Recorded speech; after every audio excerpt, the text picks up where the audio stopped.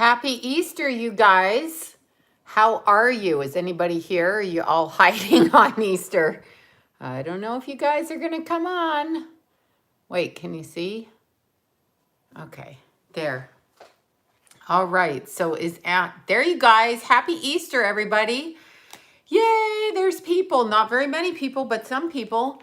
Hi, you guys. I hope everybody had a good Easter. I think it's later in some spots, really late the next day in other spots. And I had a good Easter. Hi. I had a beautiful Easter. I got to meet, yay, I'm early today, you are.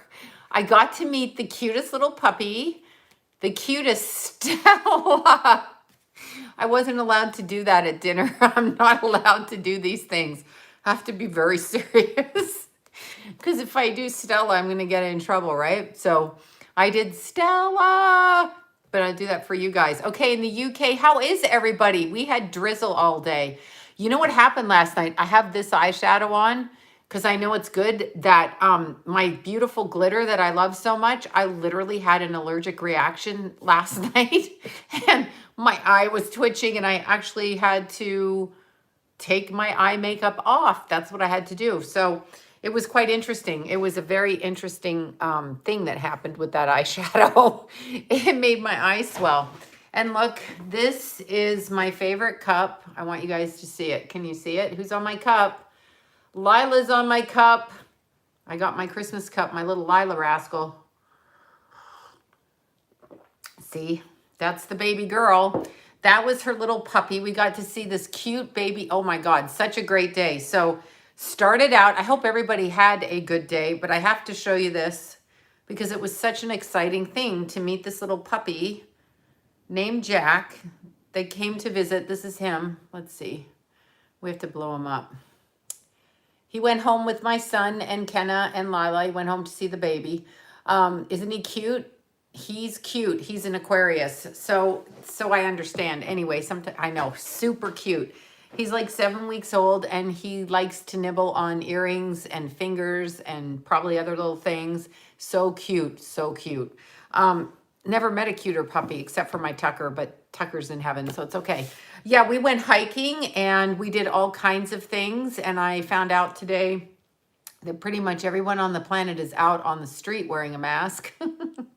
I was like, please, people walking up and down the street by themselves with the mask on like this. So yeah, very interesting. I had a great time. I hope everybody had good Easter. Okay, wait. Oh, of course, Ellen's interviewing Bill Gates. Why wouldn't we have that? You had to start me on that. I was trying to go, no. Okay, yeah, so that's interesting. Oh, good. I'm glad you liked the video on Easy-E. That was great. Yes, we went hiking. Oh, the nails are great. Look, nails are still on. Nails are on. Amazing. I may never go back to a salon with these nails except for my feet. My feet can get really bad from hiking all the time. Okay, so tell me, you guys. Yeah, I had a fun dinner. Like, I didn't really eat much of anything except because I don't eat the ham. They like the ham. Keithy likes his ham. Keithy got his ham. So he got ham. They ate the ham salad. Tulip is not here right now. She stayed home. I know. I promise I'm going to bring Tulip. I couldn't bring her and then have Jack up here at the same time, but he's not here either now, so it doesn't matter.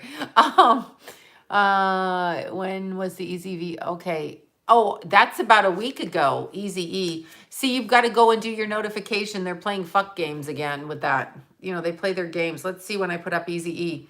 But I had this fun time. Somebody, Keithy got his ham. Yeah, I know. Well, Keithy loves his ham. So it's the only way I can bribe my son to come home for dinner is like if he has a ham.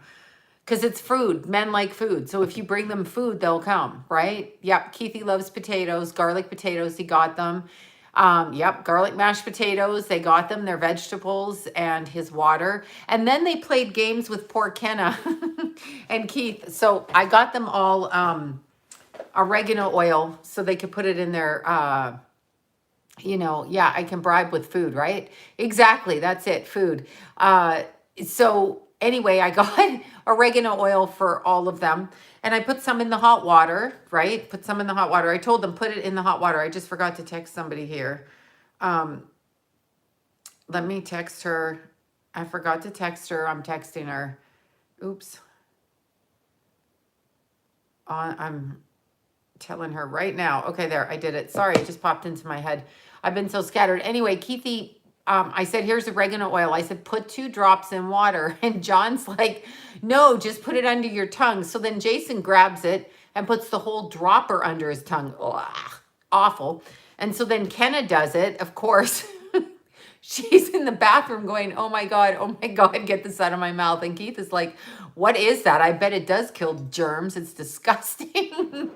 Oh my God, 13 crystal skulls. Okay, I don't even know what that means right now. So it was really fun anyway. So they had the little incident with the oregano oil. Oh, there's Andrew. Andrew sent me a really psychotic video of somebody taunting the Easter Bunny and the Easter Bunny beating the shit out of somebody. I found it really funny. I'm like, that makes me laugh. So this morning we went on a huge hike early. We did another 10 miles. We did 10 miles hiking. And Ben is one person. It's on my Instagram. Yeah, glitter unicorn. There. Oh well, no, that wasn't the video. Was it glitter unicorn? He's a glitter unicorn. Andrew has a fetish for unicorns, and may I understand talk to cows, but you'll have to talk to him about how he talks to cows. I can't go there with it. I know. I heard Tom Hanks did Saturday Night Live, so I don't know. Did anyone see it? Because I did not see it. I did not see it. I did not see what he did live. Did anybody have like an outcome of that, of what he did? Don't know why. Yeah, so, Well, I hope he eats shit for doing that. That's what I hope he does. I hope he eats shit. That's what I have to say. On Easter, I hope he eats shit. I'm sure it was weird. It's like they're trying to condition us. It's really interesting energetically. And, oh my God, okay. I'm sorry. I'm just reading some stuff. But anyway, going away from Tom Hanks, I literally, somebody sent me a link to another medium's, well, she's not a medium. It's another site. And look, I'm going to pick up my bra live again because that's what I do. Wait, unicorn, national animal of Scotland. Awesome. And so are the Bay City Rollers. I have to say it every time. When somebody from Scotland pops up, I'm like, Bay City Rollers. Yeah, SATURDAY night. I'll stop right now. Cannot sing. Cannot do it. Okay, so I was going to say, somebody sent me a message about a medium site, this popular site. So I went to check out their reading on somebody. Okay. So I went to do that, and they themselves are not the medium. And somebody asked me a really good question about that. I'm not going to say whose site it is. But yes, exactly. Yes. Saturday night. I know it's Sunday, but that's not the point. We're singing Bay City Roller songs, not Easter songs. So, of course, see, look, I go picking at my bra. This is the problem. I should just not wear them, but you know, that's offensive at this point in life. Okay, so I went to this site, and what this is the site of a person. I'm not saying who it is. And they have a third-party channel. So all the mediums that go on this site talk to a third party, okay? So a deceased person who they say they get their information from, which you got to get your information from somewhere, so why not that? But I watched the one video and I was like, oh my God. It was a video on a very famous musician. I did the reading on this person as well. A lot of people did. And the reading that they gave, I'm like, what planet am I on? Good evening. When I see that, good evening, said Alfred Hitchcock. Anyway, so I was like, what planet am I on? And you know, it occurred to me, I've looked at this, yeah, you know who. I looked at this woman's, she's not the medium. She has mediums on. So in fairness to everybody, different mediums come up with different shit, and they can be diametrically opposed, and it can be what they want or not what they want, whatever. But I found it really interesting because the information that that medium gave, and I'm not saying she's not a good medium, but the information she gave was so not what I picked up on that I was like, okay, so she's either completely fucking lying or I'm completely fucking lying. And it had occurred to me. Now, I can't say, I'm not going to say who it is. I'm not saying who it is because I don't need the wrath of people over there. And I don't even want to speak bad. I'm not even saying which celebrity it was. But what I found so interesting, yes, I do wear crystals everywhere. That's why my bras drive me crazy because I'm packing crystals. It's the only reason I have cleavage is because I have crystals sticking in my bra. It's really annoying though. But anyway, I listened. And first of all, the woman doing the interview was very flippant, okay, in my opinion, and just watching it, very flippant. And secondly, the way that the reading went, I thought, what is the agenda here? Now, the psychic could have really been getting that, or the medium, and it's possible because I've gotten completely different things than other people. So I'm not even disputing the reading. But I really feel, okay, is crystal meth a crystal? No, crystal meth isn't. Crystal meth is a fucking bleach that people do whatever they do with it, smoke, I think. Anyway, I listened to the reading and I thought there must be an agenda on this particular channel. And I thought, what if, just humor me here, what if people who, I used to get a lot of hecklers from that channel, but what if people in this profession were sold out? And what if their motive was to give incorrect information or the information that they thought people wanted to hear for whatever reason? And what if half of the people listening to mediums kind of believe like that? And it was really interesting. So, I started to ask myself, okay, so we've all had dead relatives, right? Each and every one of us. No. What's Andrew saying no to? No. You can't have any more ice cream. No. No more pudding for you. No. So anyway, I started to ask in my head, okay, like in my head, would your relative, any relative, stay grounded, flippant? Yeah, flippant. Not flippant. It sounded like the woman doing the interview was a bit drunk or on some kind of meds. I don't know. The inflection of the speech was interesting. But, we've all had relatives that passed over. And usually, from my experience, they don't stay tied to us. I mean, they can, and it could be a karmic thing where they have to make amends for what they did here. But that seemed a little bit like a binding kind of thinking. And I don't even subscribe. Yeah, but your mom came to you, but you don't think your mom's giving you psychic information every day just because she's on the other side. I found it interesting because even in cases when psychics say guides come to them, they're guides, and they have a guide named, whoever. I have never subscribed to that, but it could just be my personal thing here. I've never subscribed to that because my experience with people is that different people come in at different times. And sometimes it's, I understand. Yeah. Okay. There. Good. Somebody understands me. At different times, if I'm reading somebody, sometimes it's their guides that are coming through to me, not my guides. Their guides are talking to people on my side, and it depends who's there. And sometimes it's a direct channel from the other person's people, and sometimes it isn't. And sometimes it's like I don't think I have one person that I'm binding to me to give me information. Like if my dad did pass, not recently, but a long time ago. So I'm not saying to him, hey, Dad, give me all the information, because understand it's not his role once he crosses out to be there, to be my pincushion to give me all this information, right? I mean, it's not. So I don't know how I feel about that, but what I can tell you, and I'm just going to say this, and I'm just going to go out on a limb here, as far as Chester Bennington and Chris Cornell go, they were murdered. They did not commit suicide, and I'm going to continue to say it. So I'm sorry. I just was listening to it, and it was an interesting as a form of listening. There's a lot of people that do these videos, but I'm sorry. I'm just going to go the fuck. And I did this video I don't know, a couple of months after he died, and that is who showed me, okay, I can't even see that. That is who showed me about the brown skin babies. He did not bring up the brown skin babies for no reason unless he wanted people to know, yes, alien astral abductions. Those are true, in my opinion.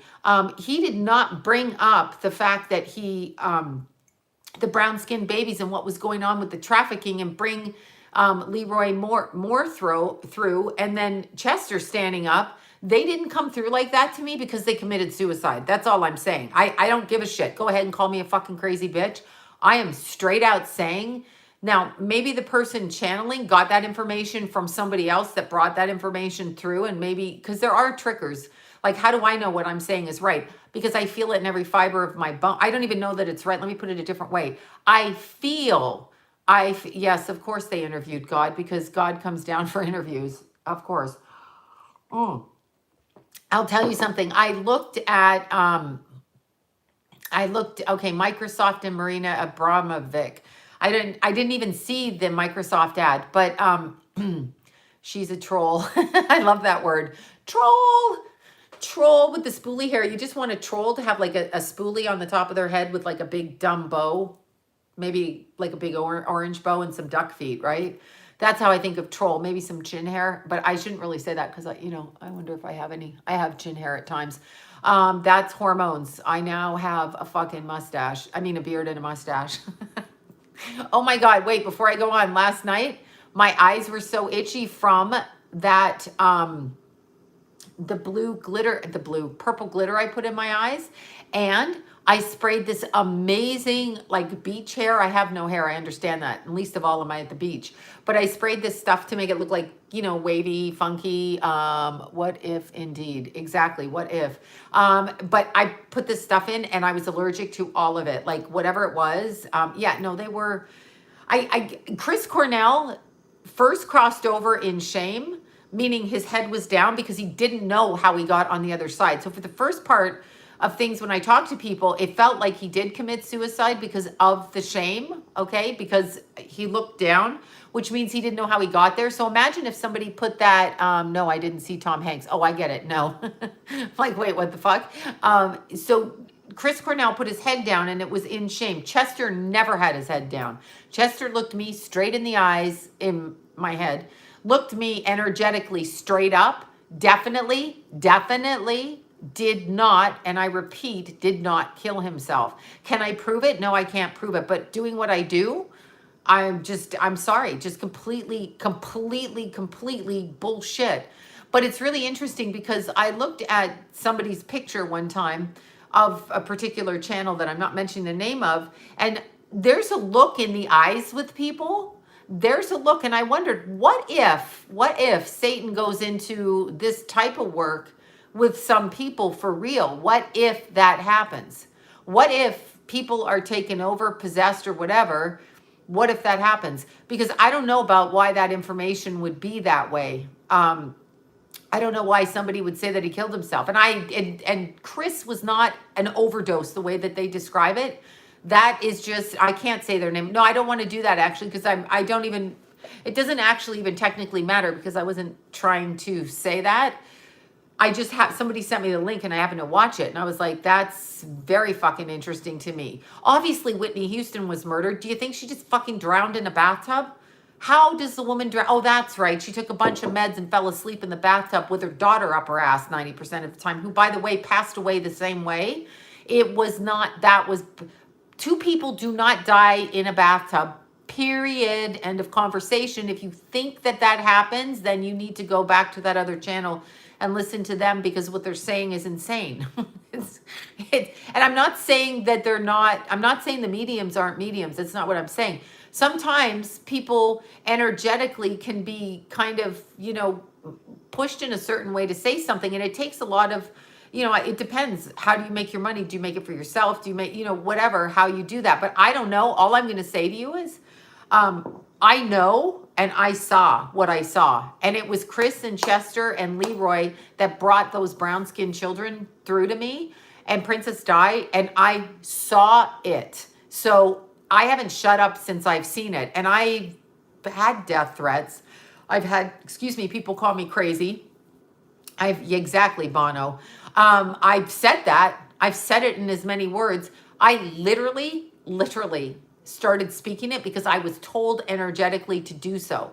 This is why my channel started. I started a little channel, had 60 people on it, did astrology, crystals, and that kind of thing, did all of that. Thank you guys for the super chats, you guys.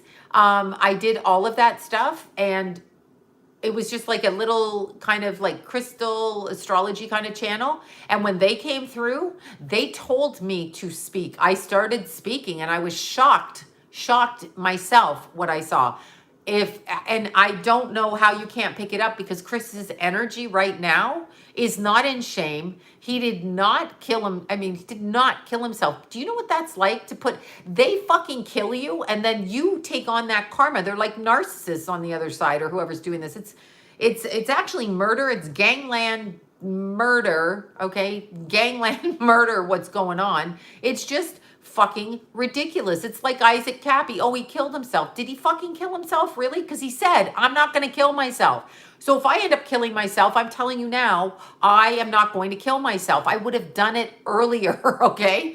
Oh yeah. Oh God, JFK Jr. Andrew's exactly right about that. But you know, Andrew, some people think JFK Jr. is alive. Now, I don't feel that, but that's just me. And I don't want to ruin anybody and, all of that shit. But I don't feel that, but doesn't mean I'm right. Definitely JFK Jr. They took him out. He was going against, you know what? Skull to brain technology. Isaac Cappy, sure as shit told me what happened. Was not suicide. Don't go there with me.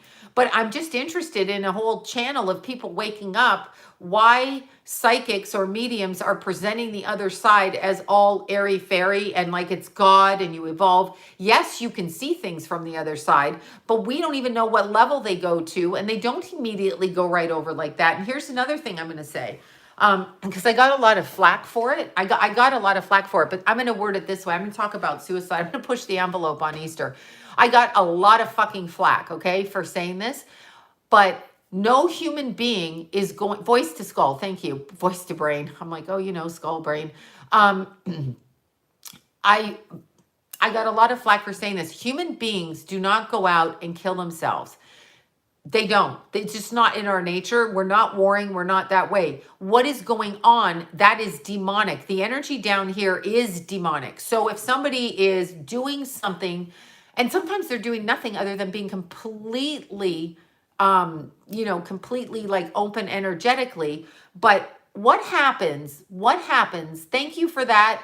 What happens when somebody, okay, drinking, drugging, whatever, and they get a thought in their head that won't leave them alone? That's on the astral level, and that's somebody on the astral level putting a thought into your head. And suddenly you're doing something and you were tricked out of this life. Every single time I picked up on the energy of someone who's killed themselves, immediately they're like, fuck, what did I do? And it's not the way that it's described from my experience. This is my experience, and I'm going to stick with my freaking experience. But it's very interesting that there is, well, you can control it if you are not drunk or high. And if you recognize, I believe mental illness is spiritual. Yes. I know they want to go with the pill pushing. We got Bill Gates out there doing the pill pushing thing. All I'm going to say is if you have, an Android or you have a Microsoft computer, a Microsoft computer, you kind of know that the fucker can't fix viruses, right? I'm just saying. I mean, really. But yeah, I believe mental illness is spiritual, because when repetitive thoughts, like you will hear people, they want the thoughts out of their head and they kill themselves. So when that happens, that's like that's coming from the astral level. And keep in mind, if you think in your head, I'm fat, I'm ugly, I'm stupid, I'm da-da-da-da-da, insert insulting comment to yourself, they know energetically that you're weak and they can target you, period. They can target you. And if they target you, they're relentless. And I'll give you another example of this. Every time you pray, okay? So you start praying now, it's Easter, it's Christ's, resurrection day, it's all of those things. I almost said Christ's birthday. I saw the funniest thing. He was born in Capricorn and comes back in Aries. And I'm like, that's freaking funny. Get it? He's even more ball busting now. But when you look at it, every single thing that's going on right now is blocking these high, holy holidays. Like they're being blocked. They don't like it when we pray. The astral level gets upset. They send demons out to fuck with us. They put thoughts in our head. So if I get a bad spiritual attacks, it's very much what it is. When I get a bad thought in my head about, you're fat, you're ugly, you're old, you're stupid, whatever it is, What I'm trying to do now is, because it's been a huge plague, but what I'm trying to do now is the opposite. I'm like, okay, you can think what you want, but I don't believe you. So I'll say that and push it away. Because a lot of the times it's not the person's thought. It's not their thought. Now, drugs and alcohol are obviously going to exasperate that, but I'm going to say it again. Today, on Easter, literally, thank you for that. On Easter, literally, when I'm watching this video, I can hear Chris Cornell in my head saying, I didn't fucking kill myself. He didn't kill himself. And the relationship that he had in his marriage, etc., was not as it was described exactly, although he was unaware. And I'm going to say it this way. If you must always pray. They don't like it when you pray. So the more that people don't like something, you must do this.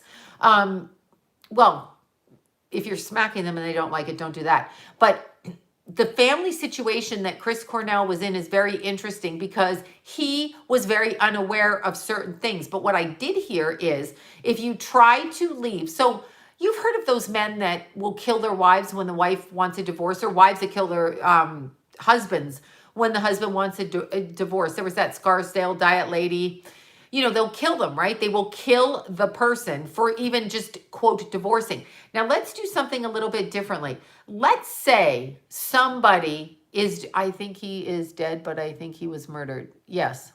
JFK, exactly. That's what I think too, because I definitely, now, it's interesting because all of the Q followers feel that JFK is going to come out, you know, and save the day. But let's look at this spiritually. Perhaps what we're picking up on is a spiritual undertone from somebody on a very, very karmic level, okay? No, JFK Jr. is alive. Yeah, I know people say that, but I'm saying let's pretend he's dead because I actually think he is, but I don't pick the energy up. So, but either way, he can work in a spiritual sense or he can work in a physical sense. So spiritually, yeah, I don't think Chester was killed because of the wife cheating at all, at fucking all. That's not why he was killed at all. There's total motive, and it was a friend that ordered the hit on him, and I've said that in my videos. And there was another member of his band there, so I don't care what anybody says. I know what I saw. I know what I saw in my head of crazy psychic heads. So they could call me a bad chick, crazy bitch, liar, and that's fine. But when you say, let's look at it this way. Let's say Chris and Chester do a video and they hook up with people and they think they're going at it one way. Let's say if they hook up with somebody who, and I'm drinking tonic water and lemon, no gin. But let's say they hook up to help the children in the videos like they did, and they did all of that. Let's say somebody that's in their immediate environment is not a good person. Then what? Right? What happens then? As they get serious, things are found out and then something else happens, right? That's what happens. Okay, watching you. My dog is seeing something in the room. That's cute.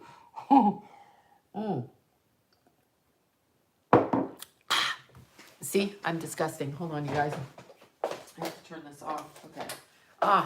So much better. I was like, what is that freaking light? Now I can see myself. But I just want you to think of it that way. Not suicide. And I'll go against anyone that says it was. Yeah, I can drink alcohol. I don't like to drink alcohol because I like to beat the shit out of people when I drink alcohol. No, if I drink alcohol, actually, for me, it's just too fattening to drink. My headache is great. I took the eyeshadow off that made me allergy, and it was the beach spray I had in my hair. Literally, I had like an allergic reaction. That I had to take a little bit of an allergy child thing to take it to make sure I didn't itch. I had to go wash my hair out. It was driving me crazy. Weird. Some things affect me. I think it's hormones or cocktails. Yeah, I don't drink anything. I really don't. No, I didn't dye my hair yet. It just looks like that today, I think, because it's raining out here. You can still see my roots. I'll be doing that soon. But I fucking love the nails. Love them. Yeah, what I want to, I'm really, really sick of people in my profession making it all like, oh, this is the best. You die, you go straight to heaven. That's maybe true for some people, but I don't think it's the way that we think it is. And I don't think that we forgive on the other side exactly right away when shit happens. I think when you're murdered, you're kind of like wanting to correct that. So your energy, although may move on, is still focused on that. And if you're reborn and you incarnate in again because you want to clear it up, you're still carrying that with you. Because energetically, until you understand it, it's oh, thank you. You're not clearing it from your energy. So it's just weird to me that they come at it one way, and I don't know what to say about it. I don't know what to say. I think you're wearing wait, I think I have no idea. I know I'm not lit if someone asks me that because I don't do any drugs. Oh, tonic water, hot water in Lila's glass. I drink the tonic water because they say Madonna's adoption. Oh, God bless it. You know, first of all, what the hell is wrong with our society? I'm adopted, so I'm going to fucking say this. What the hell is wrong with our society? Okay. Really, what is wrong? Yeah, I'm naturally lit. That's true. Cuckoo. But what is wrong with our society that people praise? And just look at how we've been brainwashed. People praise people that go into African countries. Oh, look at the good white woman. She went and adopted babies from a different country. Really? Is that what you think is good? Do you think that's good? Why do you think that that's so good? Why do those kids need to be adopted that badly? Are they less than? Thank you for that, you guys. Are they less than? No, they're not less than. The reason they're going over there is a reason that they're doing that. We have been taught, and look what they're doing with this illness. Not going to happen. Look what they're doing with this illness. They're telling us, see, my throat's a bit dry. Oh. They're telling us, literally, talking to my friend about this. I want you to hear the bullshit in the news. They are telling us that Black people get this illness more than other ethnicities or whatever. That's not true statistically, okay? Because everything in China was a whole bunch of Chinese men that smoked, and they're Chinese men. They're not Black, I'm assuming. I'm assuming that's why they're calling them Chinese men. So when they say, I didn't see Tom Hanks. Did you? Come back around and tell me what that fucker said on there. But when they do this, they literally guide people to think one way, and it's ridiculous. And you'll notice that it's token Black children that everybody adopts. And don't go telling me Madonna could do whatever. She went over there with a purpose and she had money. And here's the problem. She brought those kids home, and I don't know how she's raised them or not raised them or could have raised them or whatever. Okay. So she did what she did. They seem to be alive and they look well cared for. So I can't speak to that, but just look at this. What if in a impoverished country, okay, Sandra Bullock's another one, Charlize Theron's another one. Charlize Theron has taken her 2 adopted boys, baby boys, I don't think they're over the age of 8, and turned them into little girls. Hello, excuse me, as an adopted person, stop fucking dressing us in tutus when we're men or in work clothes when we're girls or whatever it is. Just stop doing that and let them come to it on their own. You don't need to shove it. If you don't see that agenda, I don't know what you want to say. Yeah, Charlize Theron is, just when I see her doing that, the kid can do that all he wants. He can say that at home and she can accept him all she wants, but he's adopted, so he can't get back to his roots. He's with a white woman. Now he's in a dress and he has a penis. This is great. This is fucking awesome. And I'm not disputing how she raises her kids. This is her choice, but I want you to think why this is happening so much. So forget it being her. Even Angelina, I know they adopt for slave labor. I know exactly what the fuck they do. As an adoption on a whole is an interesting thing. Angelina Jolie, somebody asked me that. Angelina Jolie, you know, she had her own kids. I'll answer about Chris Cornell's wife in a sec. She had her own kids, and then she went and adopted a kid, first the Asian baby or North Korean. No, not North Korean. Cambodian, her son that was from Cambodia when she was with the other, what's his name? Billy Bob. Actually, Billy Bob Thornton's mother was the astrologer to Bill Clinton's mother. So Billy Bob married several different astrologers in his life. That's what he did. Yes, Maddox, the first kid, he seems okay, that little kid.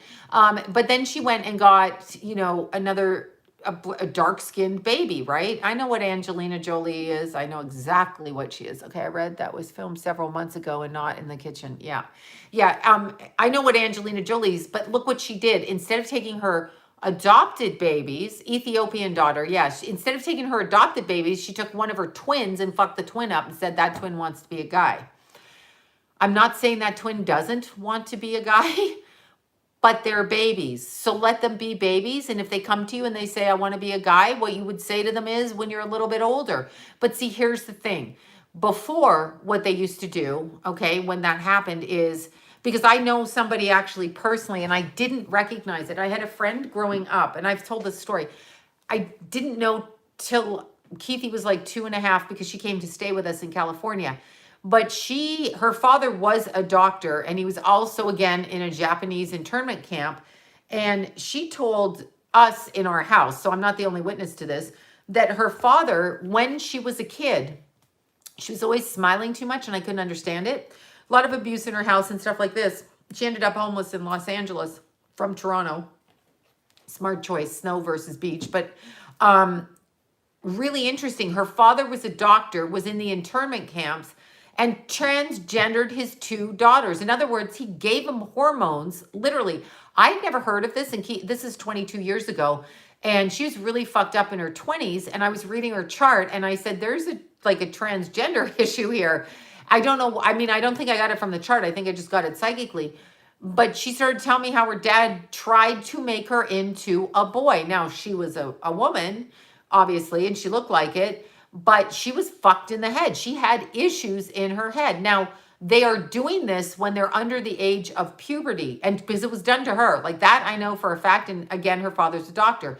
But they do it for a reason, and of course, it's a Luciferian agenda, but it's very interesting to me that society thinks it's okay to bring children from other countries if you have money. And see, the people in the other countries, here's the thing. If you're in Cambodia or you're in Africa or if you're in the Sudan and you can't eat, you have no food, like you're starving, or Haiti and you're literally eating nothing. If some person with money, a lawyer, even offers you, let's just look at it this way. So you have a little kid, right? You have oh, I know they take them from Haiti. They just take them. I know they don't adopt them. But let's say you have a kid, cute 3-year-old daughter, and you've got no food, she's got no food, nobody's got any food, and a nice man comes to you and says, your daughter could have a nice life in America or Canada or England or wherever, and we're going to give you $2,000. Well, they think that that's a lot, and they think that, yes, it's tonic water, it's good. They think that their child is going to a home that will be better than them, but they're being tricked because they're so hungry, and they think their child's going over here to a better family, to live in a better, have a better life. And they imagine their kids being like doctors, lawyers, married to a nice man, grandkids. They never see their kids again, and they don't even understand what happened to their kids. Their kids are trafficked out. 800,000 kids go missing from the United States every single year. Every single year. And a lot of them are dark-skinned babies. And getting back to Chris Cornell in a long-winded way, Chris Cornell and his wife had a very, okay, how do I word this? Completely hidden relationship between them. I'm not saying they didn't interact, and I'm not saying they, didn't do stuff. But what I'm saying is, and like I said in my video, he worries for his children, especially the boy. I think I said the boy. Anyway, they didn't have the kind of relationship. I see Chris turned this way. So she's here, okay, and she's looking straight ahead, and Chris is turned to the side, which means his back is to her, and he's focused over here. So he's not focused on her because he's not seeing her. He's looking this way. So he's not aware of her actions. Now, let's just say that he and Chester and whoever decided to go out and do a movie for kids. Usually the reason they have these fucking charities for kids is so that they can take money and then what better way than having, remember Laura Silsbury out of Haiti taking the 33 kids under the Clinton administration and then them bailing her out and then her working for Amber Alert? So she gets the alert when your kid goes missing. Does that seem advisable considering she went and took 33 kids out of Haiti? I don't think so. But you know, hey, I used to be on, oh, I can't even read. I've missed that whole conversation. But when you look at it, when you look at that, and then you look at Chris Cornell, he changed his mind and he started to speak differently about what he was doing with the brown-skinned babies. They can't have that. They're killing people now. This shit's going on now. They unleashed a virus, and I'm sorry, it's true. A virus has been unleashed that apparently is killing hundreds of thousands of people. You better be fucking scared. I'm kidding when I say that. I don't think you should be scared, actually. But what's really interesting, I had a conversation with one of my astrologer pals, and I had not looked up. I did not look up Bill Gates. I've not looked up his chart. So I was really curious what his chart was, but then I got sidetracked by Easter dinner and everything, and so I didn't look it up. Well, guess what? My friend thinks Bill Gates might actually be literally the freaking Antichrist by the chart. And I'm like, geez. Like literally, when you watch his documentaries, when you watch what he says, when you look at it, when you do that. Okay, so at dinner, we had this conversation. And John says to me, well, if it's true that he wants, you know, the world to be under 500 billion or whatever he said. And I think I quoted it as, the video quoted it as under 500, I don't know, billion, right? And so whatever we have now, John's like, well, they would have to take out like 600 billion people, right? Like, that's ridiculous. What are you saying? And I said, that's why people don't believe that he's a freaking killer, because you can't get, who fucking says that? And who says, 500 million? Yeah, who says, you know, we need to depopulate? Well, who died and left you, God, motherfucker? Nobody. So there's a huge thing that we need to understand. And here's a fact. This is totally off topic, but yeah, Bill says he's Satan is what he says. But in Hungary, did you know, in Hungary, okay, the country of Hungary, if you have one child, okay, you don't pay taxes for 3 years. If you have 2 children, I'm not sure what you get, 3 children, and then the 4th child, you never pay taxes again. You get a car, you get a house. They are procreating. I've changed my whole opinion. I mean, raising my kids was difficult, and raising anybody's kids is difficult. However, they want to depopulate the world. People should be focused on populating it. Now, I've totally changed my mind. If you can have 10 children, have them. I couldn't. I think I'm too vain for that. 2 threw me over the edge. But I mean, if you think about it, what is this depopulation nonsense, eugenics going on? And you hear Melinda Gates talking and you're like, what? Who is this bitch? What is she saying? Because they think it's for the best. You know, we can vaccinate everybody. We can do this. We can do that. Who are you? So I'm afraid, I mean, I don't know which country it's in. I'm not sure which country right now, but some country, I want to say North Korea, I was told, but don't quote me on that because I'm just repeating something. But in North Korea, they're wearing bracelets that talk about the virus. I'm not wearing a bracelet talking about some fucked up virus that doesn't freaking exist the way that they're trying to say it does. I'm not doing it. I'm sorry. I know exactly what it is. I'm not doing it. We are all going to have problems if we don't stand up and speak and tell, you know, I don't even know what to say. No one's listening. I mean, our president right now is letting this shit go on. We're locked in the house. They're trying to act. I mean, it's ridiculous. It's insanity. It's insanity. It's insanity. So I don't believe any of them because they're going to do it again next year, meaning on the way to Christmas. And when it becomes holidays for Jesus being born, we're going to find it again. And by the way, when we're talking about religion, I've thought about all kinds of religions and all kinds of tyranny directed at religions. Right now in this country, it seems like it's going towards the Christians. And I'm not even saying, like, you could be Buddhist, you could be Muslim, you could be Scientologist, you can be Luciferian. I don't care what you are. But your religion doesn't go over Christianity. So you're not one up, one better. You're not one better. It's equal. If they're all considered religions, then they're equal. You may not think so, but you don't get to trash one if I don't get to trash yours. So what is wrong in this country that we go, oh, well, you're a piece of shit, but you can't talk about me? No, you call me that, I can call you that. You start it, I'll finish it. We as a country need to actually understand that we have as much right as anybody else saying we don't have a right. Yeah, I know. Oh, God, I know, right? Oh, God, Bill Gates. Bill Gates is, I'm not even going to say it, but go read his Instagram page. Go read his Instagram page and ask yourself what a sociopath looks like, because please read it. He actually, I read this whole thing. I put the video up on my, I'm going to tell you what video it is right now. I put the video up, and I'm going to keep picking at my bra. See, I wore a decent bra tonight, like a real one. I can't wait to get out of it. I'm like, okay. So, and no, I'm not taking it off on here, but let me tell you the name of this particular one.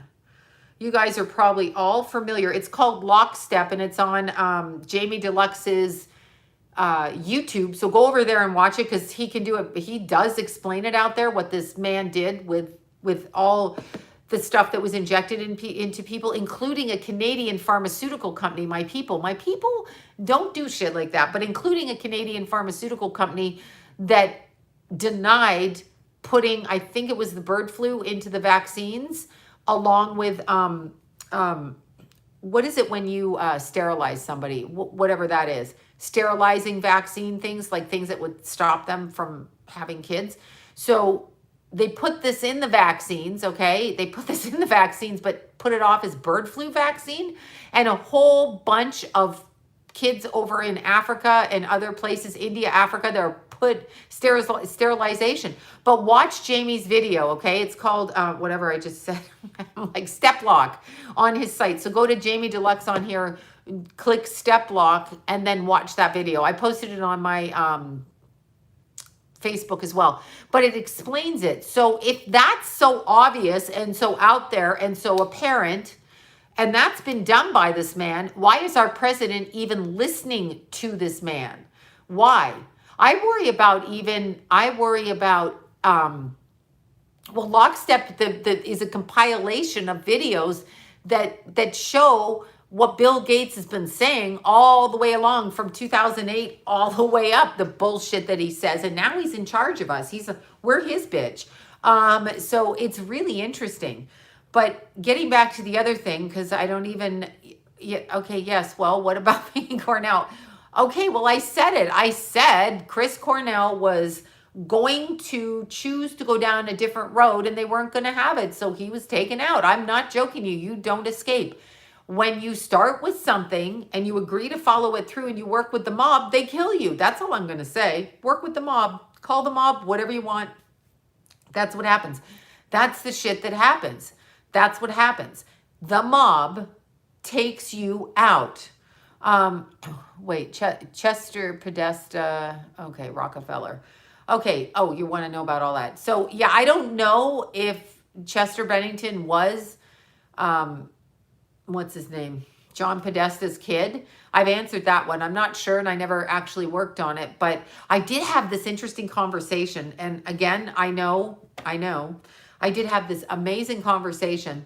And the person I was talking to was saying, well, if you were a child trafficker or talking about child sexual abuse, as in reference to Pizzagate, as in reference to Comet Ping Pong Pizza, you wouldn't put the word pizza so much in your emails. You would use a different word. And I'm like, okay, then what are they talking? I mean, it was really interesting how people will justify things because their brains won't think it because they're invested in thinking people are good, which is your pride and your ego. You must see people for who they are, whatever it is that they are, whatever. It's no skin off. Georgia, there you go. The Georgia Guidestones. I was trying to remember the name. I'm like, those big stones in Georgia, just before I came on.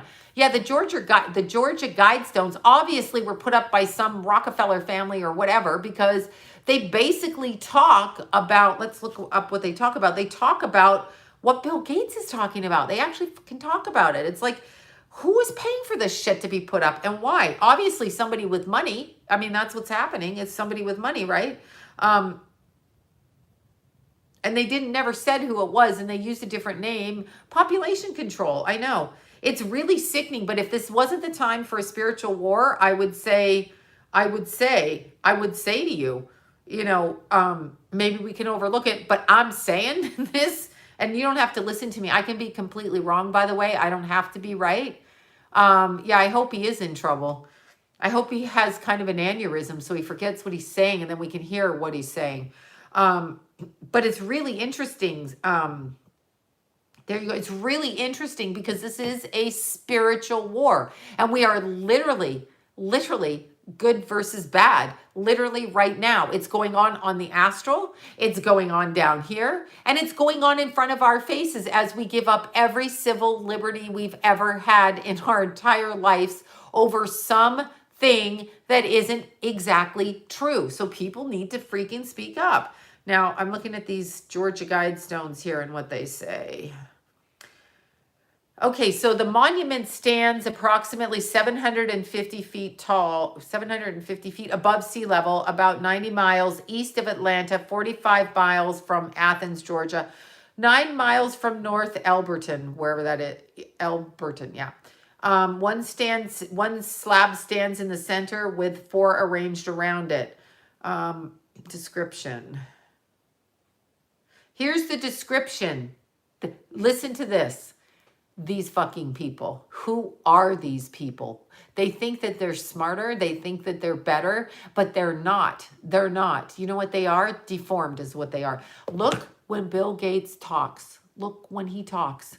Watch his little demon face, and he laughs. He's like, oh, we're so lucky. Like, watch him. I wouldn't eat dinner with that guy. I don't think he's smart, and I don't think he created Microsoft. I think the demon came right through him. There's no way that guy created it. He's a buffoon. Just watch him. This is a con game. This is like a Ponzi scheme. This is like, what's his name? The guy with the money. Oh my God, I can't remember his name. That guy. You know who I mean? That took all the money. Bernie Madoff. And Bernie Madoff took money from people, and he's in jail for life.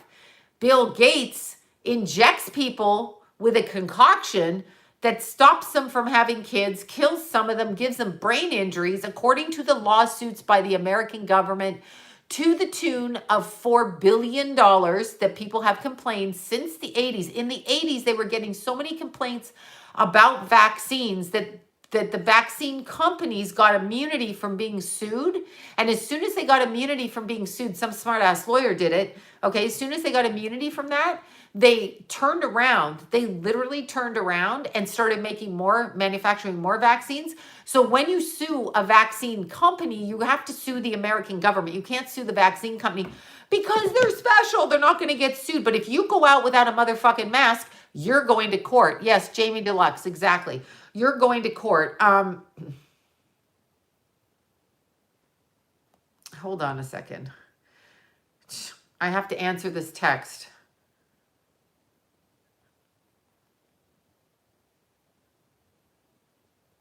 Yeah. Hold on a second. There. Okay. You say it. I'll read it. Hold on. When you write it. Okay, so what's happening now, I'm texting my friend because his friend texted him. Hello, Tattletales. Tell someone who cares.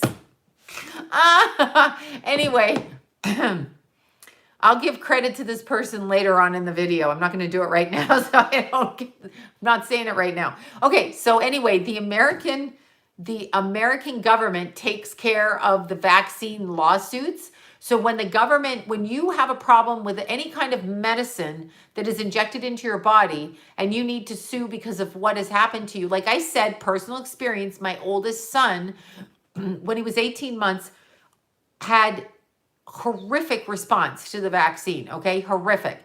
So at that point, I knew that something was wrong. No child should have that. No child should have it. But when we're talking about the amount of people that have been documented and the cases to the tune of $4 billion paid out from the American government with taxpayers' money towards vaccinated damage or people with vaccine damage, what they call mostly neurological and some death is what I read. But when they do that, and look at how the vaccine companies work. Look at how they work. They're not going to take responsibility for their product, which they keep selling to people. So you, the taxpayer, aka slave, okay, think of, oh my God, somebody's in a hospital bed. Why is the green goddess in a hospital bed? No, green goddess, no. I love that name, the green goddess. Wasn't that a salad dressing? I think it might have been. But when you are working with a vaccine company and you can't take them, what they've done, think of the movie Animal House. Think of the movie Animal House from the 60s, 40s, 50s, whatever. Think of that. Think of it in that capacity, and then think of what's going on now. The people are being taxed for what goes on with the vaccine company that puts out the drug, but the taxpayers are paying for this guy's mistakes or this guy's miscalculations because Animal Farm, because he doesn't have any calculations. You know why? Because it's like me mixing up a vaccine. I'm not a freaking doctor. That's why. So it's very interesting. Speaking of John Podesta, I saw this interesting video with HC. I'm not saying her name. I'll get thrown right off. But I saw this interesting video with her, and she's doing this thing in her pantsuit, okay? Stop wearing the pantsuit. You look hideous. Anyway, she's doing the pantsuit thing, and she's going, well, you know, it stands to reason. She's talking about Pizzagate. She's like, it stands to reason that, you know, John, he is Italian, so he does like pizza. Okay, all I want to say is shut up. Just shut up. Of course Tom Hanks looks sick. He's not getting his drug. But somebody said that was filmed like 6 months ago. Yeah, Hillary, exactly. But it's very interesting. Yes, exactly. But see, they joke like that in front of our faces. And there was a great news clip. Who the hell sent me this news clip? I don't even know who sent it. It was, somebody sent this to me on, I'm not going to be able to find it through the emails. Anyway, somebody sent me a news clip of a newscaster, 6 of them, you know, like 1, 2, 3, 4, 5, 6. And they're talking about HC, and one of the guys, there was one woman over here, well, she was down here actually in blue, with brown hair, and there was a guy over on the other side, and he says HC sent the workers in the hospital. She sent them like 60 pizzas. You should have seen the reporter's face. Dead silence from everybody but the one guy. They're just like this. Literally wouldn't say a word, and that guy had to pick it up because everybody knows. They know what they know. You can feel when it's truthful. It's just interesting. It's so interesting that we at this point in our life, will not stand up for ourselves. So now I'm going to say, when I was talking about Bill Gates being the Antichrist, my friend, former teacher, Brian, had said he thinks Bill Gates is the Antichrist. I didn't mention his name because I'm like, I don't know if he wants me to say it. Hello, nosy people texting me. I get texts from Tattletales, of you 5. But I didn't know if he wanted me to say it, but there you go.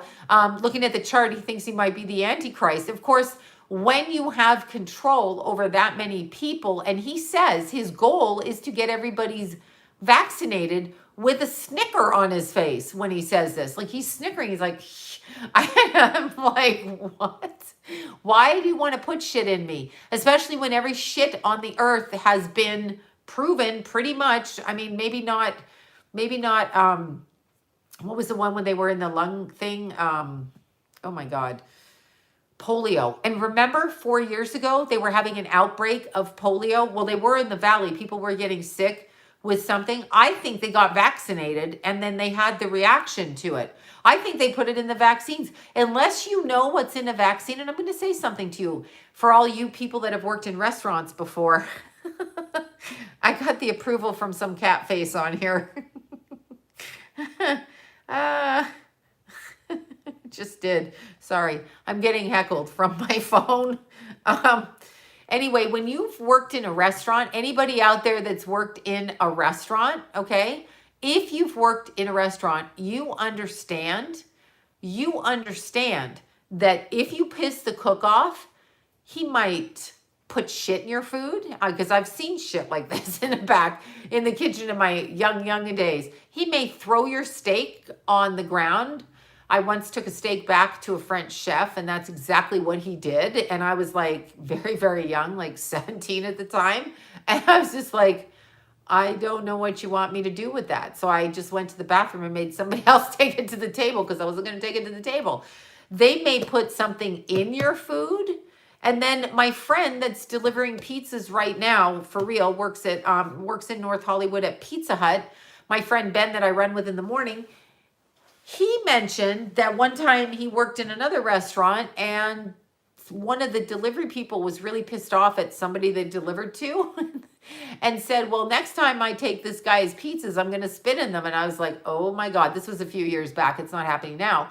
But I said to him, people really do that. And he's like, I don't know if the guy did it or not, but he said it. And I'm like, oh my God. See, so you even think you're ordering something and you don't know really what you're eating. You don't know what you're doing. I mean, you really don't know what you're doing. So it's kind of interesting that we as people think it's okay to put shit in our bodies. Another interesting thing, friend of mine, she doesn't do it now. She's younger and she needs birth control. She was doing the thing where you put the shot in your body for 4 months at a time. And I said, you need to ask yourself what's actually in your body. Now, if they can do that for 4 months at a time, and then I just heard from this same friend, and she's in a government profession, working for one of the government organizations, that they actually wanted to give her an injection for 10 years to stop her from getting pregnant.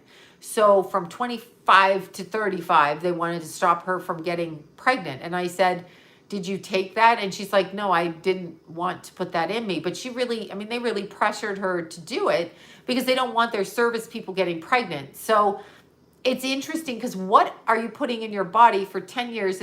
I know what the shot's called, but what I'm saying is just take that a step further, add more of the depot shot into something, and then suddenly it sterilizes a woman for 20, 30 years where she can't get pregnant. And they maybe don't even know it. Maybe they just think they're going to get, whatever. Yeah, DEP is chemical menopause. There you go. Why the hell anybody would want to be in menopause, I don't know.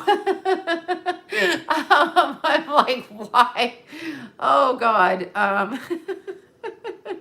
Oh, God. Fucking cracking up. Hold on. They're bothering me tonight. I'm laughing. But anyway, it's funny because you want to ask yourself what is being injected into the body. So if you're going to put something in your body that's going to be in there for 10 or 20 years, you're maybe going to miss your window of opportunity to get pregnant. If you miss your window of opportunity to get pregnant, then what are you going to do? I don't know. So having said that, again, endometriosis. Okay, they don't tell you about endometriosis. Yeah, exactly. But still, back to the original concept of watching this other channel. I'm not here to say what anybody does or doesn't do, but if you have a relative on the other side, unless you're quite sure it's their karma to stay and help you, which I don't hear of the way that that's described. I mean, they can come in and out for sure, but unless it's their karma and God says you need to be the slave to your old family member, I don't understand still. I don't understand why you would do that. So you would probably not want to pull your family member in to channel them with you all the time, because you wouldn't want them to stay here, even if it's their choice, because I don't believe it would be their choice for years after they pass away. And I'm going to say this again, getting old. Yeah, well, I am getting old. I'm going to say this again. If you are actually channeling energy, you can get different information. A lot of psychic people get bits and pieces of conversation. But if you're listening to something that's so diametrically opposed and only doing the positive side of the reading, and I mean like, oh, it's all, not to use Andrew's term, unicorns and fluff balls. He doesn't use fluff balls, the unicorn part. But if you're to use that, if you're to say that, That's not accurate any more than saying the earth is full of good people. I have friends that insist that everybody has good in them. And although they may at some point, some people don't allow the good out because the demon is in them. So if the entity, the energy around them, and if that entity and energy is around them, then you're not going to see the good in them. So you have to see what you see. So we all need to get really grounded. And I'm sure Zuckerberg didn't invent Facebook. He seems like a jackass, okay? Like a complete jackass, like a fuckface when I watch him. God, where'd that come from on Easter? That's mean. But that's what he seems like. Like he just sits there like a zombie. I don't know what to say, but I doubt these people. I kind of feel, this is what I feel. I feel people like Elon Musk, Bill Gates, Zuckerberg, and whoever else. Insert name of person. I just hate haircut. I hope you're not, oh, I'm getting heckled. Okay. Yeah, he seems empty. That's exactly right. But let's say somebody, whatever group of people you're thinking, whether it's Bill Gates, whether it's Elon Musk, whether it's insert name of big billionaire that created something, absolutely whatever. I don't think that's what they're doing. I think they're invoking the help of spirits or entities or beings to come into them so that they can do it, and they know how to do it. If I know how to do it, then they know how to do it, okay? And you could call me crazy, but I feel like they know how to do it. And I feel that they do it. Anybody in the industry, in the metaphysical field, knows how to do it. Not that you do it, but they know how to do it. And again, voodoo and all kinds of religions, Santeria, they do all kinds of this information. Even when you're praying for a saint to come to you, to help you, the saint is an entity. Now, you may think it's a good entity, but is it a good entity? I don't know. Maybe a saint is another word for an entity. We call them a saint in life when their good deeds have past a certain level of something, and they move on into the spirit world. Once in the spirit world, the human being who was a man working for God on earth, a human being, crosses over. Why would you invoke him back here? And what are you really bringing? Just asking.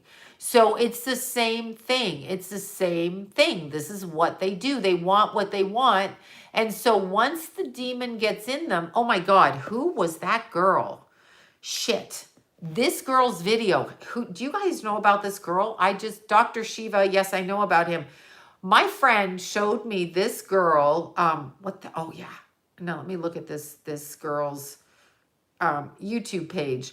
My friend said, what is up with this girl? Do y'all know this girl? Okay. I can't do any of her music, but her name is Brooke Candy. I probably shouldn't be giving her a shout out here. In my life, do you know who this is? Google Brooke with an E and Candy. I don't think I've ever seen anything like that in my life. I'm like, what is that? Not Brooke Candy. Well, is that not her name? I don't really know her name, but that's what I looked at her. When you look at her, ask yourself, what is the message there? She's entitled to do what she wants to her body, obviously, but really, what is the message? I looked at it and I'm like, whoa, sister. Yeah, I'm like, what the hell? They do shit. That right there is submission of soul, the submission of the soul. They've submitted to having something else over their soul, period. That's what they do. It's demonic, period. That girl is like, I've got to find a picture of her just to show you. I mean, I'm not picking on her. It looks like she could be really cute. She has almost 500,000 followers. I've never heard of this girl, but I mean, I'm not so concerned with this picture, but look at the cross on her forehead. I mean, she's kind of cute, but we couldn't figure out if all those, that's not the most demonic. She just looks like, whatever, but we could not figure out if all of these tattoos were hers or not, or whatever. I mean, she's got a shitload of ugly ass tattoos, first of all, but there were certain things, there's just certain things about her.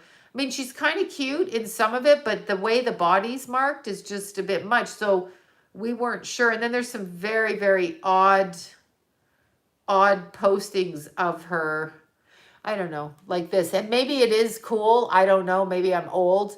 Yeah, she does look like Little Peep. You're right. She does look like Little Peep. But when I watched her on her video, which I can't show here because you know how they like to put strikes, her music videos are ritual. Well, that's what she strikes me like when I look at her. When I'm looking at her, I mean, I see what she's doing. I don't know. Is there a need for this? Do we need this? It's not that we don't need it, and she's cute, but I can't pull that up. But anyway, it's very, see, look, she's got the serpents around her in this, but it's just, I looked at it and I went, whoa, there's a lot of that. Her name is Brooke Candy. Now I'm giving her credit over here. But anyway, it was really interesting because I looked at it and I thought, what is the message here? And as I was explaining, I was at a concert a couple of years back. What happens is when there's a certain energy to the music, a certain vibration, it either can elevate you or it can bring you down. So a lot of times they want to lower your inhibitions through the vibration, okay, through the vibration, butterfly in her mouth, exactly. They want to lower your inhibitions, and then energetically you're resonating down here because the tone and the beat of the music is down here. You go down here, and then what happens, right? Yeah, Amanda Bynes I feel bad for her. Yeah, Poppy too. Miley, you could tell a distinct change in Miley. I mean, you could literally see a distinct change in that girl. Now, was she born into a family where they wanted her to be like that? Or did she make the choice on her own? I don't know. But, you know, look, my mug. It's my Lila Peep cup. There's a cutie. Anyway, it's my Christmas present. But they do this, and it's kind of interesting to see where that's going as a society that we think. Now, everybody can think it's really cool, and you can say that's really cool, but I guarantee you, when you have a child and your child marks their body up like that, your child, like that, you're going to be like, what the hell are you doing? You're going to be like, what is this? Yeah, I know heavy metal is a low vibration. It's terrible. I love heavy metal. I confess, I'm a hypocrite. I know. I don't like Jason's tattoos. I love the artwork, but no, I don't like Jason's tattoos. Are you kidding me? I gave birth to him. I stopped doing everything and was pregnant, good and healthy. The artwork is beautiful. The choices, he's got the Virgin Mary, and he's got Jesus on his arm, and the choices are beautiful. The family name, his brother's birthday that passed away. He's got all of that. It's all really beautiful artwork, and he goes to a beautiful tattoo artist. However, as your child, I don't know what's on his hand. That's new to me. I didn't see it close enough. It looks like a face. I'm going to have to find out. Yeah, I have no idea. That's why I said it looks like there's a face on his hand. That's new recently, and I just saw it when it was first done, so I didn't look at it. It's not my place. He's an adult, but what I'm saying is, as a mother, when you have a child and your child does something like that, you're like, that's my baby. So it's different when it's your child. You can respect what people do, but that there looks like some kind of addiction or something along those. Yeah, no, I know, totally. It's fine what people choose to do, but when your child out of your body does that, you'll be like, oh, don't do that. Like because you see your beautiful child. That's just the truth. I mean, if you want to look at it another way, let's go back to Cher, since Cher is such an icon for the gay community. When her daughter came out gay, she went bananas. Do you not remember that? I remember it. She totally wouldn't talk to her daughter. She didn't want her to be gay. She had a huge problem with her daughter being gay. This is Cher that says, I love gay people. But when it came to her daughter, she was like, I have an issue. I don't think she has an issue now, but she had an issue. So people have that kind of sensation when it's their child. So it's very interesting.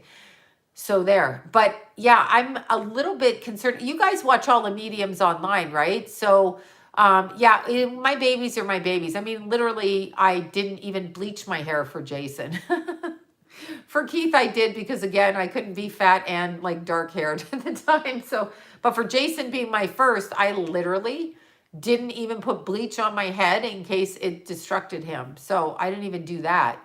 No, you're the only one. Wait, you no. Oh, I can't even read that. Um, yeah, so it's kind of interesting, but as I was saying, even Cher didn't like that her kid did that. Okay, so Cher was like, I don't even want to deal with, oh, you gave up coffee. What the hell? I can't hear you. Shut up. Ah, yeah, I don't travel now, if that's what you're asking. She's like, do you travel and do events? No, I didn't do events because, as I've said, the psychics that I knew that did events staged their events. So I didn't, I mean, unless I can give people what they want, I don't understand why I would do an event. I can't make it look like they expect it to when those things are set up. So I had a little bit of a conflict with that, doing it. However, I wouldn't mind doing like speaking, but not the gallery readings kind of things. But that's not going to happen now because coffee trolls. I know. But yeah, it's very interesting. So when you're looking at people, I guess it doesn't matter. Our culture's gone very tribal, which is fine. But again, when your child is your child, and I'm telling you, like completely thoughts on Psychic Bob. Ooh, I don't even know who Psychic Bob is. Do tell. Who is this Psychic Bob person? I don't know. I don't know him. I'm trying to think. I rarely watch other people. I tend to more watch tarot card readers rather than mediums because I don't know, it's something different than what I do. But I can write a book now because I can finish typing. My nails are shorter. Before I used to pick my nose or try to take my ring out with my long nails, and it always ended up in like a bloodbath in my nose. But so now I can like get in there like this. Um, uh, yeah, so I don't know many. I watched this, as I said, I watched this channel today, and quite honestly, I wondered if I really, when I was watching it, thought, I wonder if these people are trying to distract the public from what's really going on. I was like, this makes no sense to me. How can you not pick up on this? Like, are you really not reading, or is somebody like filling your head? Because it's possible. I mean, there are tricker spirits out there and they can say things to make you think away, and people can hijack your energy. These things are true. Okay. These things are true. But when I was listening to it, I was like, this is so diametrically opposed to what the hell. Oh, that Ralph Smart guy, isn't he like, what does he say? Oh my God. I can't remember what he says when he opens up. He's a black guy, right? He's outside and he says something like this with his hands. I can't remember what he said. Yeah, I know they killed Avicii. I did the reading on Avicii, Mac Miller, Avicii. They take you out. Now, as I was saying, I've got to get this guy's picture. The guy that was on Glee. See, is the problem in Hollywood? Ask yourself, is the problem infinite? Yes, infinite in waters diving deep. Exactly. Is the problem in Hollywood that there's just a lot of like pedophiles? Or is the problem that they're using sodomy in order to elevate in a ritual sense, which makes them seem like they're pedophiles and gay because they're using sodomy and they're going with younger people? But are they using the younger people for their energy? And sodomy is a way of opening up the third eye through the back, through the root, all the way up, because that's what they're doing. So it seems like they're all gay and they all practice it. And we go, oh, they're a closet, but they may not be closet. They may be doing a ritual like doing sit-ups to them or doing mass in their minds. I'm not saying it's the same, but I'm saying in their minds. And I think that that's what they're doing. Oh God, now what was I just looking up? Oh yeah, the guy on Glee. Let me look at him. Let me just put this in. Yeah, hold on. See, look, my phone is haunted. I must have the wrong name. His name's nowhere on the internet here. That's weird. Hold on one sec here. I just want to put this in. Maybe I got the wrong name. Who committed suicide? They always commit suicide. What if you guys actually found out that the suicides, 9 out of 10 times, I mean, there's very few human beings that do it. It's spiritual connection with this. Okay. It's Mark Salling, not Salas. Okay, Salling. Okay, he was born August 17th, 82, and he died January 30th, 2018. So this guy, do you remember this guy on the show Glee? Anyway, he was brought up on pedophilia charges, okay? And the day that he died, killed himself, we happened to go down into Angela's Crest. Never go there to go running in the morning. We went down there and we were there as they were coming to get the body. So like as the coroner was pulling up, we were right there. And I randomly went there. I was actually going to take some pictures, turn the corner, and there he was. But it's really interesting because he was 4 days away from going to trial. They found hundreds of child porn stuff on his computer, and he was 4 days from going into court, of which he was going to do a plea deal in order to get less time in prison. And he ended up dead. Now, do you really think he killed himself? Do you think he did when he said, I'm going to take a plea deal? In other words, I would rather be alive, be in jail for 20 years than 50 years. But now I think I'm going to kill myself 4 days before that because I made the plea deal. Because if I was going to kill myself, I'd just kill myself. Nope. That was a hit. That was it. But they call it suicide. They just call it suicide. He was going to turn in, I believe it said allegedly that he was going to turn in Charlie Sheen. That's what I believe. I think somebody said that. Yeah, see, exactly. Right around the corner. Yeah, interesting.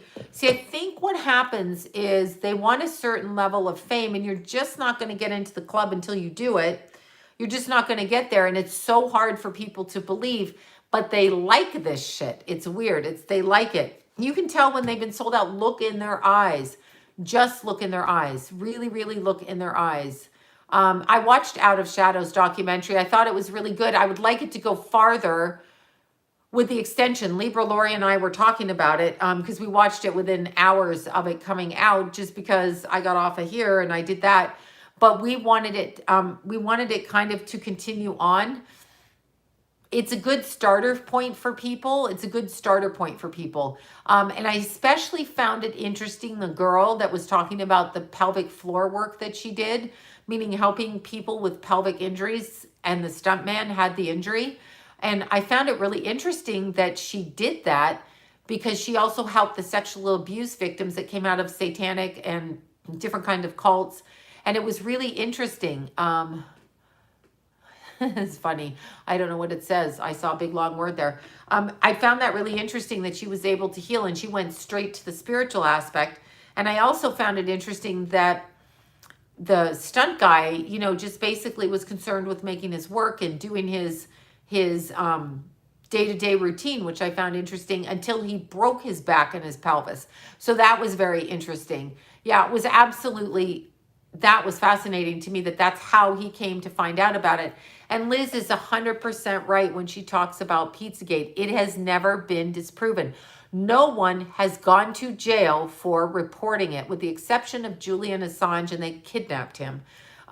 So nobody has done that. Nobody. The eyes say everything. You can see it in their eyes. You can literally see it. And keep in mind, if somebody, even in your personal life, in a club, let's look at it this way too. Let's look at the energy of, so let's say you're in a city, you're in a college, and you meet a boyfriend, and your energy is really sweet and empathic.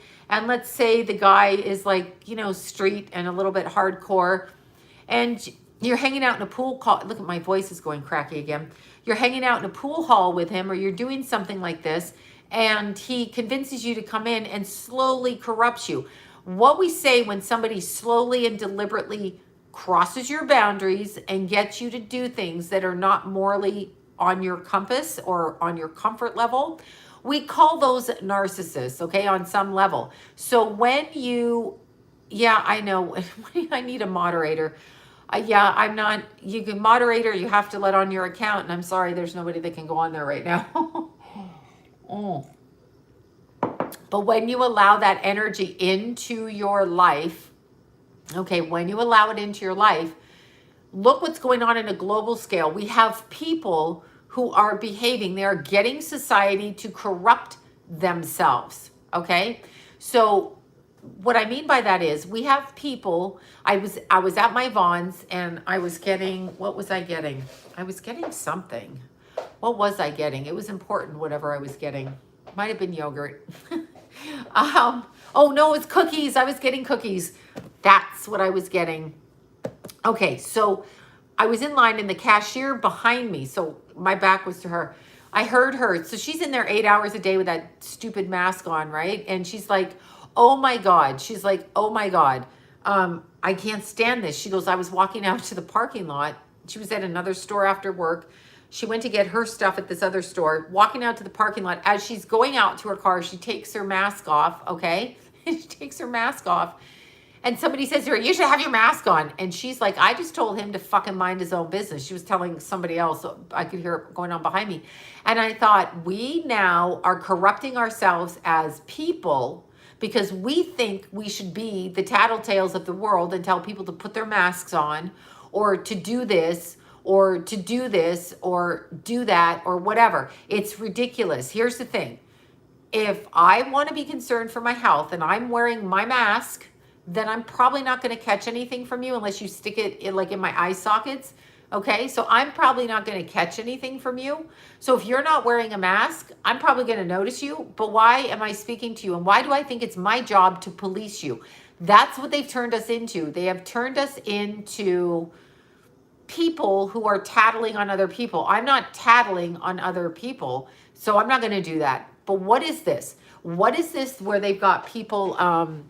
It isn't, no, it's not my business. I mean, if I'm wearing my mask, what the hell do I care if you're wearing your mask? That's your problem. But it's really, I know, well, people don't think for themselves. It's ridiculous. You got to think of it this way. Now, the fine part of it, I know, tattletales, but the fining part of it, $800 for a fine. So let me get this correct. You're going to fine people for not doing this. We might as well accept maybe that we'll have to wear masks for the rest of our lives. What the hell is that about, right? And I just heard in China, I don't know if it's true, somebody look it up because I don't know, but I just heard at dinner that in China they just discovered another strain of whatever, and now they're locking it down again. That's what's going to happen here too. So why are you even wearing a mask? Yeah, I'm not wearing a mask. Well, I got kicked out of 2 stores. My son got kicked out of 2 stores. My other son didn't get noticed. And truthfully, I'm trying to think when I was at the grocery store, there were still people without masks in there. And by the way, it didn't bother me one iota. Not one iota. I didn't go, oh my God, I need to tell that fucker he needs to put a mask on. In fact, when I see people wearing masks, I think it's stupid. I know that's terrible, but I'm just like, now I'm a stupid person like them because I had to marry. Okay, I have visions. It's a lie. I know what it is. Okay, yeah, I feel like it's very interesting that the police should just try to get her to wear a mask. They're gonna try to get people to wear a mask. This is the problem. But it's so interesting because I think that we have to literally understand and see. So what I'm telling people, because somebody asked me on my Facebook, okay? Somebody asked me on my Facebook, where are these articles coming from? And I'm like, well, I put a video down there. So watch the video, look at the stuff on there. Other than that, you've got to do your own research. Just don't listen to me. I could be fucking lying and crazy. Do your own research so you're comfortable and confident. Okay, see, there's a nurse saying wear a mask. I'm not wearing a mask. I haven't worn a mask. Today I had to get in a store because I got kicked out of the store, but I haven't worn a mask and I'm really not worried. But the nurse is worried, so you can listen to her and you can do, make your decision. But we should have both sides of the decision. I'm curious because when I work with the homeless, I don't wear a mask, but there's TB outbreaks all the time and I don't see anyone shutting it down for that. There's TB everywhere on the streets, okay? Everywhere. And they don't tell you that. And just because someone has a virus does not mean you're going to get it. And just because someone has a virus does not mean they're going to die from it. And if you say to me, I'm going to go on a rant. If you say to me that if I go out, I could infect an old person in my house, fuck you for being that stupid. Because number one, you are assuming I've got it. TB is airborne. I know I haven't caught TB, and I've been literally with people with TB, confirmed cases of TB. That's what I'm saying to you. Anybody that works with the homeless, half of them do get TB and half don't. They go get the shots for it. I'm trying to think of that actor. His whole family got TB. They all work with the homeless. They do outreach. But what I'm saying to you is when they say to you, when you go out, because I've had this said to me, they say when you go out, you could be a carrier and bring home the disease into the house, okay? That's true. So I'm going to ask you, they want you to self-quarantine for 2 weeks. So you stay in for 2 weeks, okay, fine. You don't have anything, you're all fine, it's all good. The minute you go outside, I'm a nurse and I don't wear a mask, okay? See, we have 2 nurses. Do what you feel is best for you. Do it, don't do it. It's freaking up to you. Thank you for that. I see it go up there. I think that was Jackie. Thank you for the super chat. It's up to you. It's up to us. We need all information. We don't have the clear information. But here's what I'm going to say. Here's what I'm going to say with that. So you quarantine yourself for 2 weeks, right? Then you're really hungry and you want some ice cream. So you're like, I really want ice cream. So yeah, the virus is real. There's a virus out there. I don't dispute that. I don't dispute that at all.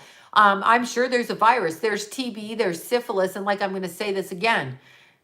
When AIDS broke out, did that stop any of you on here from going out and getting laid, sometimes with people you didn't know? The answer is no, unless you were never going to do that anyway. But the answer is no. So AIDS didn't stop anyone from doing anything, right? Right. So what is this about? What is this about? It's about something else is what it's about. It is a distraction to make people afraid. If you've got to make me afraid about a disease, and what if I'm not afraid of dying? And what if I quarantine myself for 2 weeks? And what if after the 2 weeks I go to get ice cream? So I go to 7-Eleven, Ralph's, wherever, go in there, get my ice cream, right? A medical martial law, exactly. So I go get my ice cream. So now I could be a fucking carrier again. Do you see? They're moving the bar like a narcissist so you can never, never, never complete the action. You will always be in danger of being a carrier. And then I want ice cream too, actually. And then once you're a carrier, once they think you're a carrier, they're going to say, come on, let us take your blood. Let us take your blood. See if you're a carrier, okay? All right? See that? Let's do this. It's like very weird. It's very weird because you can never get out of being a carrier, right? Oh God, I missed that. If you feel comfortable wearing a mask, wear a mask. I don't. I'm not scared. Come to my house. I don't feel I'm going to get it. Call me crazy. I'll probably drop dead when I walk outside tomorrow.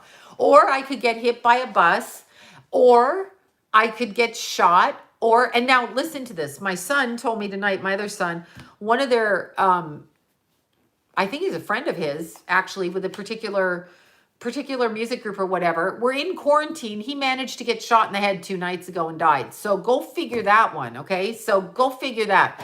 Don't tell me that these people are not out there doing the shit that they're doing, not wearing masks. Well, he could have worn a mask, whoever shot him. But my point is, people are not going to stay in because that happened on the street. So people are not going to stay in. People are going to go out and go shopping. I am not a carrier just because you say I'm a carrier. You need to prove that I'm a carrier before you go ahead and shame me with killing old people in my house. Okay? That's what you need to do. That's what you really need to do. You need to actually prove it. Do not say that, wait, or you can get the flu. Yeah, of course you can get the flu. We all get the flu. People don't usually die from the flu. Old people die from everything. Old people die from having a heart attack. Old people die from falling down the stairs. Old people just die. I mean, we're going to die. And it's my choice about how I choose to conduct my life. This is how I choose to conduct my life.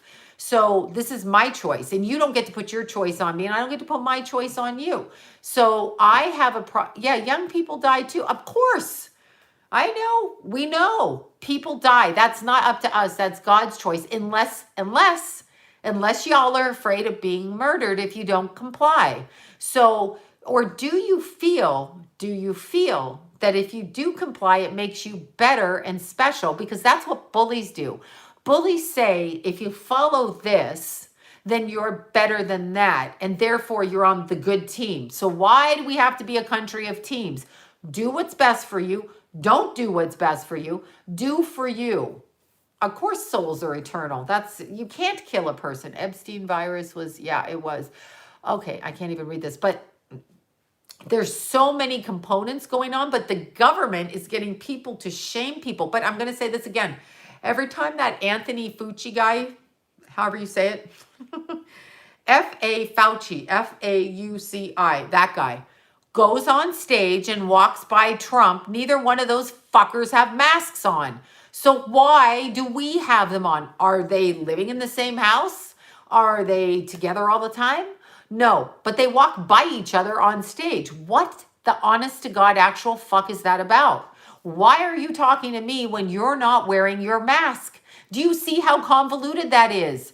Oh, I know what it is, but I'm saying, do you see what that is? It's fuckery. They are fucking, look, they're out there and they're like, I'm not wearing a mask. And he just walked 1 foot. I just watched it. He just literally walked. The three of these idiots, that Deborah, whatever her name is, Deborah Burke, who was on that panel with Fauci and Bill Gates, and then there were 5 of them sitting in the press conference, 5 of these Einsteins, 1, 2, 3, 4, 5.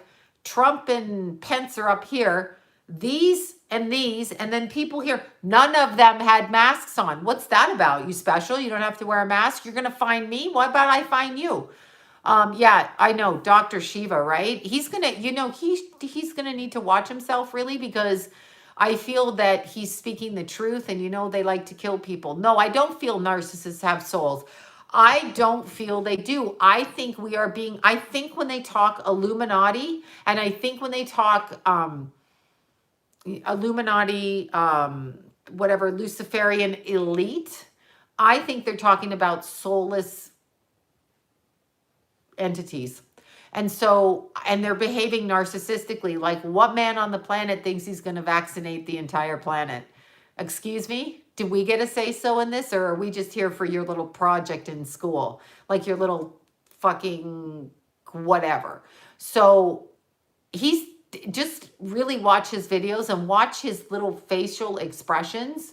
Watch them, because it's so telling what he does. So telling. So I guess it's okay for him to do what he does, but we can't. So it's very interesting. Totally not what I meant to go off on. But anyway, I'm going back to Lord Bill Gates. I know he's been knighted. What is that? What is wrong with the Queen? What is wrong with her? She knights pretty much every pedophile weirdo on the planet, okay? Yeah, I don't know what to say about it. I mean, if you feel safer with a mask, wear a mask, but don't shame me out in public because I don't have one. You have your mask on. Shut up. You have your mask on. I don't need to be told by you what to do. You want to call the police on me? I guarantee you the police will be called on you. Mask off. It's like, fuck off, mask off. That's great. Oh God. Oh, that's great. Anyway, when you look at it, the people that are tattletales and tell on the people not wearing the masks, they're going to go down too. You are never going to make it out. You can try to be an ass kisser and, get the extra pudding at lunch. You can try to do that, but you will never. I've done the research. I don't see the numbers. The numbers doesn't make it think to me that I need to wear a mask. It's my choice. I'm not saying I'm going around a whole bunch of people, and I'm not saying I'm, making out with people I don't know, and I'm not saying stuff like that, but I do know that the grocery store, before they put the masks on mandatory 3 days ago, I know the grocery stores were more infectious. I know that because I was in them. But yet you can't. Now ask yourself this. Here's another what's up, okay? What's up with this, all right? What's up with you can't go camping even though you're one of 3 people out in the wilderness and you bought your pass. You can't climb to the high mountaintops. Those parks are closed. Ask yourself, okay, not many people do it anyway, because aren't we a freaking obese country? Yes, we are. We are an obese country. So if we're so fat, all of us, okay, and we don't exercise and we have the worst heart disease and the worst this and that and blah, blah, blah. So the people that are hiking to the top of the, you know, whatever, the towers, the people that are doing that are far and few in between. 1%, probably 2% of the population. So why are they invested in shutting those parks down, those hiking things down, all of it? Ask yourself, think, why do we shut an area down? Why do we close it off? Thank you for that, Sheila. Why do we close it off? Why do we do it? The reason we do it is because we don't want one or two little straggling hikers or, you know, marathon runners or mountain climbers. We don't want them seeing what's really going on. Now, what could be happening up there next to the radio towers? Let me put on my thinking cap. What? Let me think. Okay, so we have radio towers up there, and I actually had a friend of mine, weirdly, I had a friend of mine that, who's sending me stuff now? I had a friend of mine that literally, oh no, you're not going to miss your baby window to have babies. Put the tower, I'm like, wait, I just had a brain damage there. The towers, he put the towers for Verizon across California. So he'd be the one that would go up and like they'd erect the towers. They'd lay them down across the tops of mountains, okay, like your service area. And then they would put these towers up. And he told me about this. His name was Twong. We called him Dylan. He ran up our mountain for many years. People in Burbank know him. But he told me about this. He did that. Okay. That was something he did for a couple of years, like 2 years, whatever that was about. So he did that stuff. Now just ask yourself, he said they would lay those towers down months beforehand and then come back later on and put them up. So ask yourself what the hell they're putting up there that they don't want you to see. What is going on? What do they not want you to see? Something that they're going to put up there because they're closing parks where no one goes. 10 people, it's not a problem. They're closing golf course. They're closing certain areas. They want you all in your house. Why? Number one, vitamin D in the sun, very important for spiritual elevation. I'll go at it metaphysically. Number two, nature, close to God, God source connection, not watching TV, out in nature. Not watching TV, in nature. In nature can hear the truth. Nature takes the energy from your body and replenishes it in a positive, healthy way, okay? Takes it, transmutes it, and gives it back to you. TV poisons your mind. TV bad, poison your mind. Newscasters bad, poison your mind. All of them bad, poison your mind. So they're taking vitamin D, they're taking the outside away, and then the last thing that they're taking away that even mice who travel in packs like to do, hang out with each other. So they're taking all of that away, all of it. You can't hug someone. You can't, go for your religious dinner, okay? You can't do that. So then they're coming in at all angles, but they want to put this shit on your TV in the most fucked up way. Stop talking about it. Why are we listening to these people? Turn your TV off. Literally turn it off. Turn it off. Do not watch the news. You know why? Because here's what they're going to say. Well, it's so dangerous. It's so dangerous. We need another week. You're going to hear that. They are going to do that. And are you going to take it? Because I don't think I'm going to take it for much longer. I don't want to. When it gets to be 80 in California, I can assure you everybody's walking out the front door. That's what I can assure you of. They're not staying in. Who's going to stay in? At a certain point in 2 months, if you don't have the disease, why are you staying in? Why? Because you may get it. You may also die of cancer. Here's another thing. Some drunk driver could hit you, which happens a lot more, by the way. So, yeah, I don't know. I don't know anything about, I don't know. Let's see. My mom and I turn off the news. Good. It's good. The news is full of shit. It's used as a distraction, as always. Like you can hear it. They like to cause panic and fear, and people like, oh my God, look what happened. Never do they really put on the news, so-and-so got a new puppy, a kitten was rescued out of a tree. Oh my God, look at this beautiful field. That Hugh Hauser used to do that. Remember Hugh Hauser? If you're in Los Angeles, he used to go around and show nice things, restaurants, you know, places. Yes, Trump is orange, whoever says that. We know this. Yeah, you shouldn't watch me either. You should watch a lot of people and get a lot of insight. Everybody, we should all be watching a lot of people. We all have a different take on it. My take is always coming from the metaphysical, and the metaphysical is where my specialty is. But there's people that back shit up with facts. I mean, you've got Amazing Polly, you've got Jamie Deluxe. There's some other channels too. Who's that chick I like? I just found her. Millie Millennial. Thank you for that. Millie Millennial. Or is it Millennial Millie? Whatever, her. Just look that one up. She's good. She gets in people's faces. She does it. So she gets very good and she does this. So there's good channels out there, but never believe, oh, David Icke, of course, never believe one channel. Liz, I can't say her last name. Liz, the documentary Liz. But listen to these people. Watch them and listen to them. Watch them and listen to them. And Roseanne Barr says herself that she sold her soul as a teenager. She went through the actions of doing that. Once again, you can't really sell it, but once you give them permission to come in, they come in. And then you're thrown out. And that's what happens.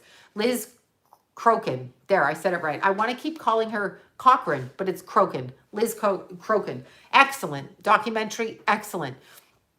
These are channels I'm familiar with, and they're all very good. So watch them. Get your stuff from different people. Turn on, and you know what? If you're going to watch the news, watch Channel A and Channel B. So they're two different types of channels to see the discrepancy in how it's reported. Watch something from the Midwest. Turn on your talk radio then. Listen to that. See what they say. Don't ever take one person's opinion. Get many, many opinions and ascertain, David Wilcox, ascertain for yourself what goes on. Now, Millennial Millie. I watched that thing on on drag queens reading to children in libraries on her episode. Fucking hysterically laughing. I was like, this is the funniest thing I've seen because she's asking a straight up question. And again, what do you think about Abraham Hicks? I'll answer that in a minute. When I was watching Millennial Millie and she was asking people in a town, I want to say it's Missouri, don't quote me on it, but she was asking people in the town if they were okay with transgenders reading to children in the library. Now, if you have kids, if you have children, you are not going to want all of the freedoms, like when they say, smoke drugs at home, do this, do that. If you're raising a responsible adult, you're not going to do drugs with your children. I don't care what you say. It's not what parents do. I don't care if you think it's cool when you're a kid that someone's parent, did drugs with you. That parent was a fucking loser, okay? Period.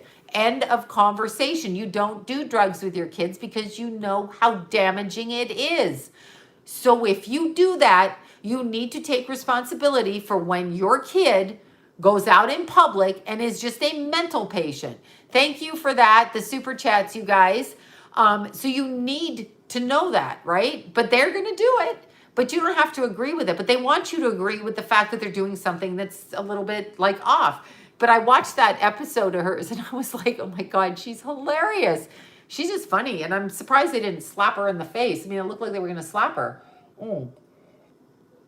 Yes, Dr. Shiva, I know about him. I watched I'm drinking water in Lila's cup, water. And I'm going to get another water. I'm literally going off camera because I didn't drink enough water today. So hold on a second. Going back to get my water.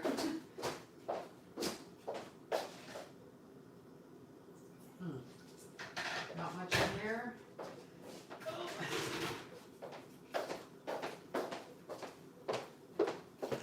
Okay, back with my agua in my cup. I'm sorry, I had to get water, but it's pretty funny. My favorite cup, my Rascal pants, my Christmas gift. Love my Christmas gift from the Rascal. That's why I was drinking my water out of there, but I'll drink it out of this because I opened it myself. Hopefully it's not poison. Okay, so ask yourself, in our society, because anybody that has kids knows what they want. And is it not frightening, or is it just me, if you put something into your kid's body, like even if they eat something that gives them allergic reaction, you're like freaking out, like bee stings. Remember little kids with bee stings and stuff? Terrorizing. Kids with peanuts, kids with all of this, terrorizing, right? Like your little kid gets bit by a whatever and swells up. You're like, holy shit. So it's exactly amazing. Polly's really good. These are good. Yes, Moldavite is amazing. But my background in this work is more along the lines of the Luciferianism and the pedophilia. That's more my expertise than the governmental side of it. But now I can see it all connected. I'm coming at it from the metaphysical. The other people are coming at it factually, and some people are coming at it from a combination of all like religion and facts. And other people are just coming at it from the point of reporting kind of thing. So we're all coming at it differently, but as long as the words get out there. And again, what I initially, I'm going to talk about Abraham Hicks too, but what I initially started to say, okay, originally is when I was watching that Chris Cornell, I don't know who Sean Atwood is. So when I was watching the video on that Chris Cornell and they said he killed himself because of the drugs, I'm like, no, no, and no, and no, and no. And no. So it was a complete, absolute, I was like, why are they so pushing this? Now, maybe the medium thought one thing. Maybe, the medium was taking direction from the host. I don't know. But I don't know. And she could have been getting that information, but it was really kind of funny. It was just really kind of funny. So I was like, this doesn't make sense to me. Why you would get that, because it's not the way, it's just, I'm sorry, it's not the way it happened. But what happens is there's a lot of focus on, suicides. Ask yourself how many people you think are going to commit suicide for real. Just think about that for a second. If you overdose, that's one thing. You shoot up and you cross over, you're not expecting it. You get in a car accident because you're speeding, reckless. You do these things, those are those. But ask yourself, who do you know that really has the guts to do certain things without being prompted, bullied, bothered? Because that's actually what's going on. Yeah, out of the shadows, saw it the second it was out. You want to ask yourself that. So there's something on a spiritual level going on. There's a spiritual level. Now, going on with Abraham Hicks. I'm familiar with Abraham Hicks from 30 years ago, probably when she first started. She has some very good points. And for what she did, she has a lot of good points. Some of the points are different than my experience. And maybe some of them aren't the way that. Part of the issue I have, I guess, with some new age people is that they say that when something happens to you, whatever it may be, that you're attracting it to you. And I'm like, no, that's not always the case. And that's, again, fuckery. Okay, that's dumb. That's ridiculous. It is. So if you get cancer, they say, oh, well, you got cancer because, you were blah, blah, blah. You need to change your mindset. Well, you probably do need to change your mindset, but we're on a very low vibrational planet, and the planet itself is low, and the energy is very much connected to not the God, the opposite of God. And they're fucking poisoning us on this planet. So why would it be your fault that you got cancer if you got cancer? Why is that your fault? Exactly. So why would that be your fault when they're especially putting things like this? So it's interesting to me that we tend to blame the victim on this planet and consider ourselves spiritual. So Abraham Hicks does not believe there is evil. Well, yeah, I don't know what to say about that. There's children being murdered on the planet.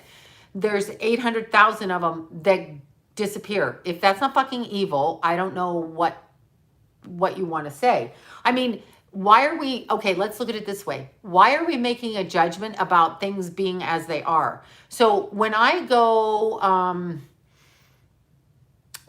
out to a building like a flop house where there's been drug addicts and they've like done stuff and they've trashed a house and there's graffiti over there and someone's gone to the bathroom. Oh, that's Hollywood on the sidewalk. But anyway, when I walk by there, and if I were to say that the world is only beautiful, that would be insane, because when you walk by there, you can see what it is. So why do you have to judge it? Why don't you observe it? And there is evil on the planet. There's evil on many levels, and it goes up throughout the time. There's not one. There has to be balance on both sides. So I disagree with that, and I disagree when they basically say if you are, if you are sick, like if you get in a car accident, well, it must have been something you did. My friend actually got in a car accident. Okay, she did this past week. Some weirdo guy, she was in Beverly Hills, or thereabouts. Some weirdo guy backed out of his driveway, and literally she was going up the street and like slammed into her car. The glass shattered. It got in her eye. It got all in her face. And she was on her way from physical therapy because she'd had neck surgery and had a bunch of stuff happen. So this just slammed her body again. And she called me crying because she was like, I don't know what I did to cause this. I said, stop saying that. Stop that. That's crap. So let me get this right. If she died in the car accident, that would have been her fault? No, the guy got out of his car and he said, well, I've never hit anybody in 13 years. Well, you just did, you jackass. And two nice young men came and helped her. They got water. They poured it in her eye until the paramedics got there. And so she was very shaken up. But it's not her fault that happened. It can be your fault. It can be your fault, okay? It can be. You can do stupid shit. And you can cause your own death for sure. Like you can keep doing drugs and overdose and do it 5 or 6 times. And the 6th time you do it, you're going to be fucked. You're going to lose your life. But to say that people are responsible for their cancer or this or that, then you've just got to go back to things like Aaron Brockovich and, the lawsuit, right? You got to go back to that lawsuit against PG&E where they were dumping cad plate and chromium into the water, whatever the hell it was. I don't think that's anyone's fault that they drank that water. I think they were poisoning the water. So are you going to blame those people for the cancer? Because it was going to be impossible for them not to get cancer. They were going to have to get it because they were doing it. It was very interesting. So I don't believe in that. I think she does a service. Here's the way I would word it to you. I would word it to you that people go to the type of metaphysical principle or religion or whatever that they resonate with at that time. And as they grow and evolve as people, they will grow and evolve into different things. So I feel it's more like that. Now, Doreen Virtue is another one. Thinks that losing your life is not really possible. Okay, right. Losing your life isn't possible because you can't kill a soul. I get it, because the soul lives on. However, you can take the human being carcass out of this life from its karma in this particular point in time. If you shoot it in the head, there could be a murder, right? You know what I'm saying? Like you stop the soul from completing this lifetime karmically, or this was going to happen because it's karma from a past life, or it's new karma started. So it can go in many different ways. It's not just one fucking way, for the love of God. There's many different ways to approach it. So technically the soul lives on. So yes, but if the soul has come through as Fred, the guy that needs to live out karma over here, and he needs to do it in a certain way by having kids in a family, and you run Fred over with your car, and you do it on purpose because he didn't trim his bushes and you live next door to him, then you've taken him out of his karma in this life. So he has to complete that because it's left unfinished. So it's tied into a feed. So yes, there is repercussions. Satan doesn't come to you. I don't even understand that. But okay, Doreen Virtue, she made a lot of money and stuff doing her angel cards and her decks. I never really cared for her, but that's my own problem. When somebody does angel readings, just angel readings, and just pursues that, I tend to back away from it. I don't want to label the readings necessarily. I just want to read. So, whatever. But now that she's a born again, which is her choice, by the way, I just find it very interesting that she's trying to backpedal from all of her beliefs. Now she can change her mind. We can all change our mind. And she's entitled to live her life the way she wants, but she's backpedaling from what made her a millionaire, backpedaling and backpedaling. What I actually think happened is something scared her. And I don't think she got where she got in a good way. I'm just going to word it that way. And I think she tried to atone for it. And that's what she's doing, is backing away from it. You can't back away from it, though. Exactly. She's saying what she did was evil. This is maybe the way she thinks now. Thank you for that. That super chat or sticker, I can't really see. But she's backing away from that now. And it's interesting because she spoon-fed people that for years. Love and light shaming. Oh, yeah, I know, right? Love and light shaming, exactly. Drives me fucking crazy. Yeah, everything is fucking glowworms out there. All right, but I don't know what to say about Doreen Virtue, because if it's truly her personal choice, I mean, you can't really argue. If she wants to fucking do that, that's her life. She's going to have to deal with it, whatever she did in her life, right? But I find it very interesting that she lived a very, very... Some of the people you're mentioning here, I have personal issues with, and they did do stuff. I've been in the field and they've done stuff. And so when somebody tries to fuck with me, I'm just not going to mention it on. I'm not going to say it. But I do have past experience, not with Doreen Virtue. Somebody else mentioned a name. Going back, probably 10 years, the particular person on here, they used to attach your name to their name and make it like people would click on their YouTube, like, because your name was attached to it, and then deny it. In fact, I'm going to tell you that story, but I'm not going to tell you who, but you can probably guess. Anyway, so I was Googling myself. This had to be like 2011. And I would Google myself to see what would happen, you know, what would come up. Anyway, I saw a video on YouTube, and I didn't use YouTube at the time. So I clicked on it, and it was another psychic, but she put my name in the tagline. And basically you could see it there. It wasn't just that she used my name as a tag as a fellow psychic, which I'm sure people do, use other people's names and stuff. It was that it was up front and center underneath the video. So I actually called and said, you know, I know it's weird, but why are you using my name?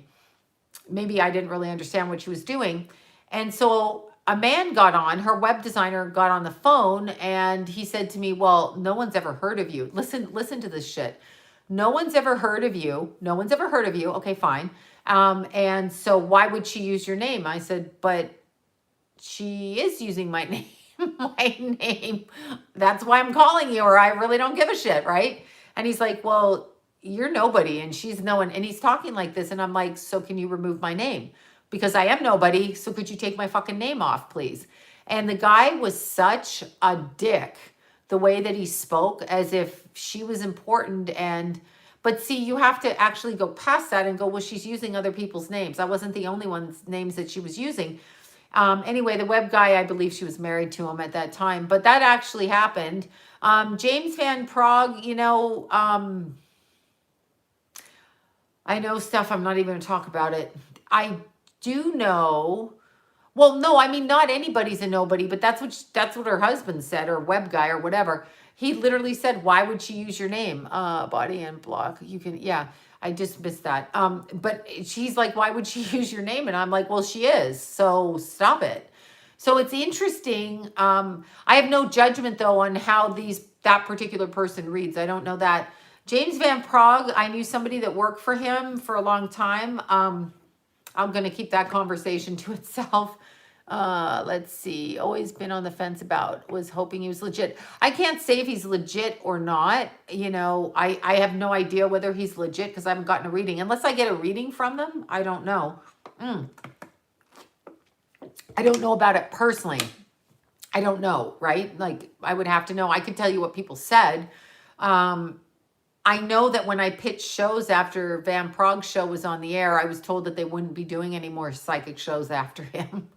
I went to several pitch meetings, you know, pitching people. Thank you for that. The super chat. Thank you. I went to several pitch meetings, and I was like, oh my God, I'm not going to get any kind of show going out of here. They got pissed off. Chip Coffee, I don't know. I know the people that produced his show very much. I know stuff from that, but I don't know, I have no idea. Understand when they're creating a TV show, they're creating a TV show for a certain reason. That's what they're doing. They're not creating it to be authentic. They're creating it to make money, and they're creating it to serve an agenda. That's what they're doing. Opportunists. Yeah. Andrew said it. I didn't. But anyway, it's interesting, I mean, people, they're going to do what they do. You should view a lot of different people. I agree with Tyler Henry with that. Absolutely. But you should research a lot of people, and people, I don't even know. I don't even know what that says. You should actually interview a lot of people, research a lot of people, and understand how psychic information comes through. Because there's such a misconception in the public with how psychic information comes through that it's almost impossible for psychics to perform the way that people want them to. And it's not a performance. It's an intuitive experience and expression. It's not a performance, but people want us to perform in a certain way in order to, because they see stuff on TV and they're like, well, you must be able to do it like this. Doesn't work that way. Doesn't work that way. Psychic medium intensity. Yeah, whatever. Yeah, anyway, so it's that way. It's very interesting. But I just had an issue with, I literally had an issue with somebody saying Chris Cornell killed himself, because I was like, fuck the fuckity fuck off, because I felt like I just know so strongly what I picked up. What I picked up was so strong that I spoke it. And keep in mind, I had a YouTube channel for 10 years that I never used because I had no interest. That's how strongly I felt about the brown-skinned children. That is how strongly. That is what I started doing. And it started coming up. Like, they go after brown-skinned babies. Now, I'm going to tell you this really funny story about children. Well, I think I've told you. Maybe I didn't tell you, but I was at a party, and one of the women at the party talked about seeing a young Black child at somebody else's party. And so she goes, yeah, his mom, I don't know where the mom was. So I took him, and now he's my son. And I said, you just took him from a party? And I'm like, that's fascinating. And she's like, yeah, well, I couldn't find the mom. And I'm like, that's fucking bizarre. These people were high dialed up. Anyway, this goes on all the time. People don't check. God knows where that child came from. I don't know. She didn't use the word adoption. I took him home. Did you adopt him? No, he's our son. Okay, good. That's great. Well, I stole the neighbor's dog. It's not my dog. I'm just saying. Whatever. Yeah, so it's very, very interesting. I don't know what's going on energetically right now, but what I do know, and especially since it's Easter, and I am going to say this because I said it on my Facebook, but if Jesus died on the cross for our sins, then why the hell are we so stupid right now? Because it's up to us to save ourselves, and we actually, thank you for that. The super chat, I'm like, look at me squinting. It's actually up to us to save ourselves now. So we have to start researching. Everybody has to become their own reporter, independent researcher.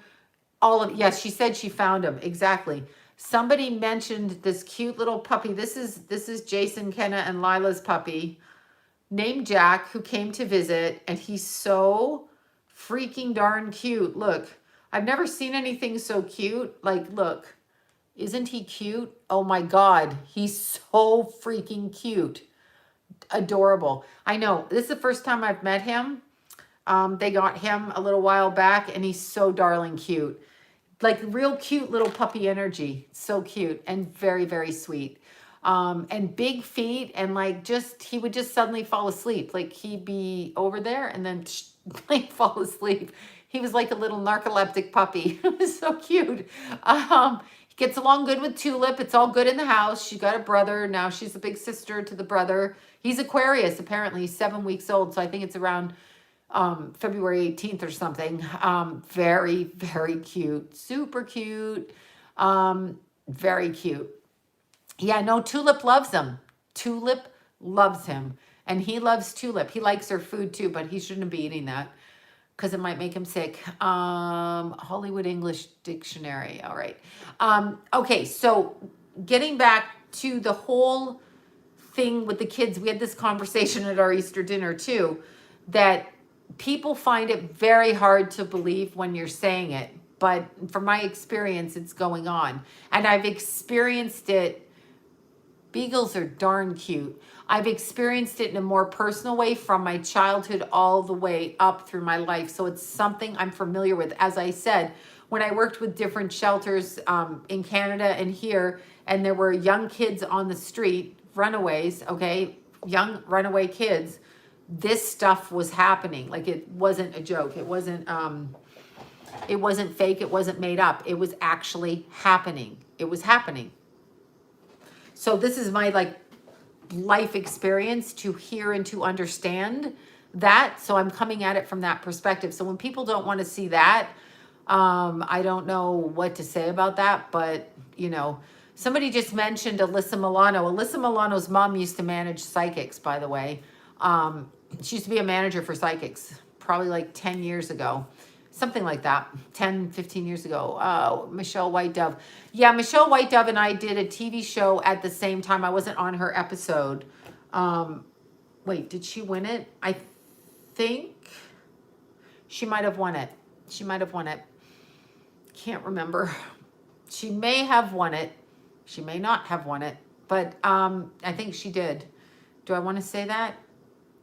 Oh my God, who won it? Yeah, I think she did.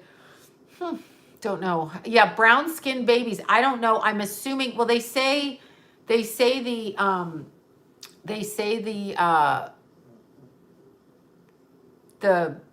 constitution of the brown children is better, I think.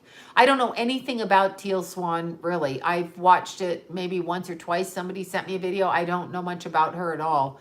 I know she said she comes from a satanic cult family, so I'm going to believe her on that. It's her life. Did anyone hear that voice? What voice? Oh my God, what voice?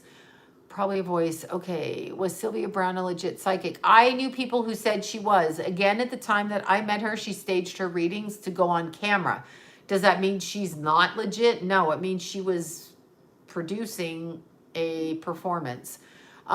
So you got to understand TV's TV, and unless you research and see the person yourself and speak to them, you can't really tell. I mean, it's all geared towards, whatever. It's all geared towards that. So it's very interesting. Okay, you guys. I don't know who is Amy Allen. I don't even know who that is. I know, Sage Stallone. Well, he's one of the firstborn sons that just suddenly dropped off the planet, right? Okay, Sylvia Brown. Will the swamp be drained? You know what? I don't know. I think we're in for a large spiritual war. I think we're in for I think it's going to be 4 or 5 years. And unless people start to think for themselves, whatever that means, and start to ask more questions and start to ask why certain things are happening, I don't know, because I'm going to say this again and I'm going to be yelled at for saying it. Nazi Germany, the Germans just let Hitler say, okay, you want us to carry our papers to prove we're not Jewish? Fine. The Jewish people, you want to put a mark on their arm? Fine. You tell on your neighbor, you tell on your kids, you tell on your parents. To Hitler, you'll be rewarded. Didn't we hear the mayor of Los Angeles say that? Snitching is rewarded. Who the fuck says that? Shut the bleeping hell up. You shouldn't be in a position of power. You're disgusting. Your snitching is absurd in the fashion you're saying. It's not like a child got hurt. It's about wearing a mask. You are horrible for saying that, because Hitler said to the youth of Germany, turn your parents in. He also said, turn in your Jewish neighbors. And they died. So I guess if we want to be little bitches and tattle on people, then that's what's going to happen. We're going to die. So you got to get ready. You got to pick a side. And this is literally the time. I never, ever thought. I was talking to Libra Lori about this. She didn't think it, and I didn't think it. Never thought we'd see this in this lifetime where we'd have to pick a side between good and evil. Most literally. It's a spiritual war, God and not God, however you want to do it, but it's happening now. It really is. Who ever thought that? That's what's so freaking amazing. It's like, wow, we are alive in an absolutely amazing time. But we picked to come down here, and it is a spiritual war. It is 100%. It is not about a virus. I mean, that's the outer thing, but it's not about that. This is spiritual, and we are being asked to pick a side. Now, I just was discussing this with several people today. What happens if they tell you, you can't drive your car, you can't do this or whatever, you have to get vaccinated? So I said a lot of people are going to do that because they're going to want to live their lives and do their stuff, right? So, because that's what people do. And it's so interesting because would you be tricked into that? Obviously, yes, you'd be tricked into it, but would you be punished for it? Maybe no, but you're still supposed to resist. I'm going to have to resist. So, I'm going to get shot or run over or jailed, but it's going to happen. It is a spiritual war, period. I'm pretty sure that's what I'm seeing. I never thought I'd say this. I didn't even think I'd be telling people to pray. Not in my nature to do so. I mean, it's not, you can pray if you want. It's not something I go around speaking. I'm not a church goer. I've not gone to church in my life. Okay. Maybe 3 times in my entire life have I gone to church. It's not something I do, but I was told to do it. And I was told to do it when I started to read Princess Di, when I started to read Chris Cornell, and when I started to read Chester Bennington and Leroy Moore. These people started telling me that this is what I needed to do. I needed to speak it, and I needed to step into my place. I can't really tell people to pray for children if I'm not going to do it myself. So I needed to step up my game and actually become to this in a very authentic way to the best of my ability. And that's what I've done. So that's why I do this. What I ask you to do, I do. So I have no hesitation warning us. Yeah, I'm warning you guys. It's a spiritual war. If you think this is going to stop now where you're not carrying papers around, you're out of your mind. I think that's where they're going. I just feel like that's where they're going. I mean, that's just strictly psychically. And I don't know, like everybody thinks Trump's the savior. I don't actually know that I buy into that one either, because I don't think any man can be a savior. I think we have to stand up for ourselves. I believe we have to say it. And together, all of us together forms a very strong bond. So that's why I'm saying when we pray and we elevate the energy for the children to bring them to safety and to pray above it and to bring ourselves out of servitude. The children are in servitude. Those children are in freaking servitude. Our country is in servitude, okay? We are slaves. We are their bitches. That's what we are. I wanted to, you know what I wanted to say in the grocery store today? What?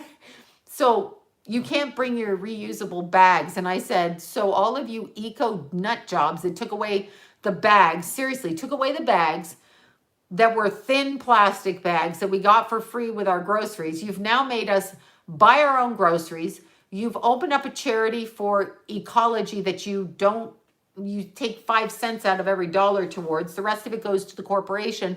And now you can't use those bags because they could spread disease and you have to give away the bags free. I thought that was hilarious. I mean, it was like a roundabout circle, but that's why I'm saying we have to really elevate the energy. That's exactly, you pray to God. You ask God to remove what blocks you. But I also think literally right now, it's a spiritual war and we are picking sides. You're going to pick God's side or you're going to pick the other side. And it's up to us. And then the war is on. And that's what I feel. I mean, I really feel it. The kids are in slavery. We enslave our children. We enslave them. We are an enslaved group of people. It's not about black or white. It's not even about men or women. We are enslaved as a human race. We're always on God. I mean, I'm on God's side. That's it. We are enslaved. So we are, it's not, oh, women, I hate men, I hate women, racist, whatever. No, that's what they want us thinking. We are enslaved. We're too stupid. Oh my God. Anyway, so we need to pray. That's what we need to do. It's Easter. So we need to ask God for help. We need to thank Jesus for dying for our sins of stupidity at this point. I know that's not on the sin list, but I'm just saying. So we need to do that. We need to pray to free the children so that they are no longer enslaved on the planet. Children have rights. Children don't need to starve. They don't need to be raped. They don't need to be trafficked. None of this needs to happen. It doesn't need to happen. We actually need to stand up and push these people back. They put a virus on us to stop us from talking about this. So we need to actually also pray to elevate the energy for everybody's good health. So when people are sick, we need to actually elevate the energy so that people don't get sick and that we remain healthy. So as always, and just before I end this, what our mantra should be is, I am abundantly healthy, happy, and joyous now. I am abundantly healthy, happy, and joyous now. I am abundantly healthy, happy, and joyous now. That's what we need to say. Yes, Out of Shadows is amazing. I agree with it 100%. The part that they talk about in the industry, I know to be true. The part that they talk about with the mind control, I know to be true. The part that they talk about, where they talk about Pizzagate and the trafficking of children, I know to be true. These are what I know. This is what I saw growing up.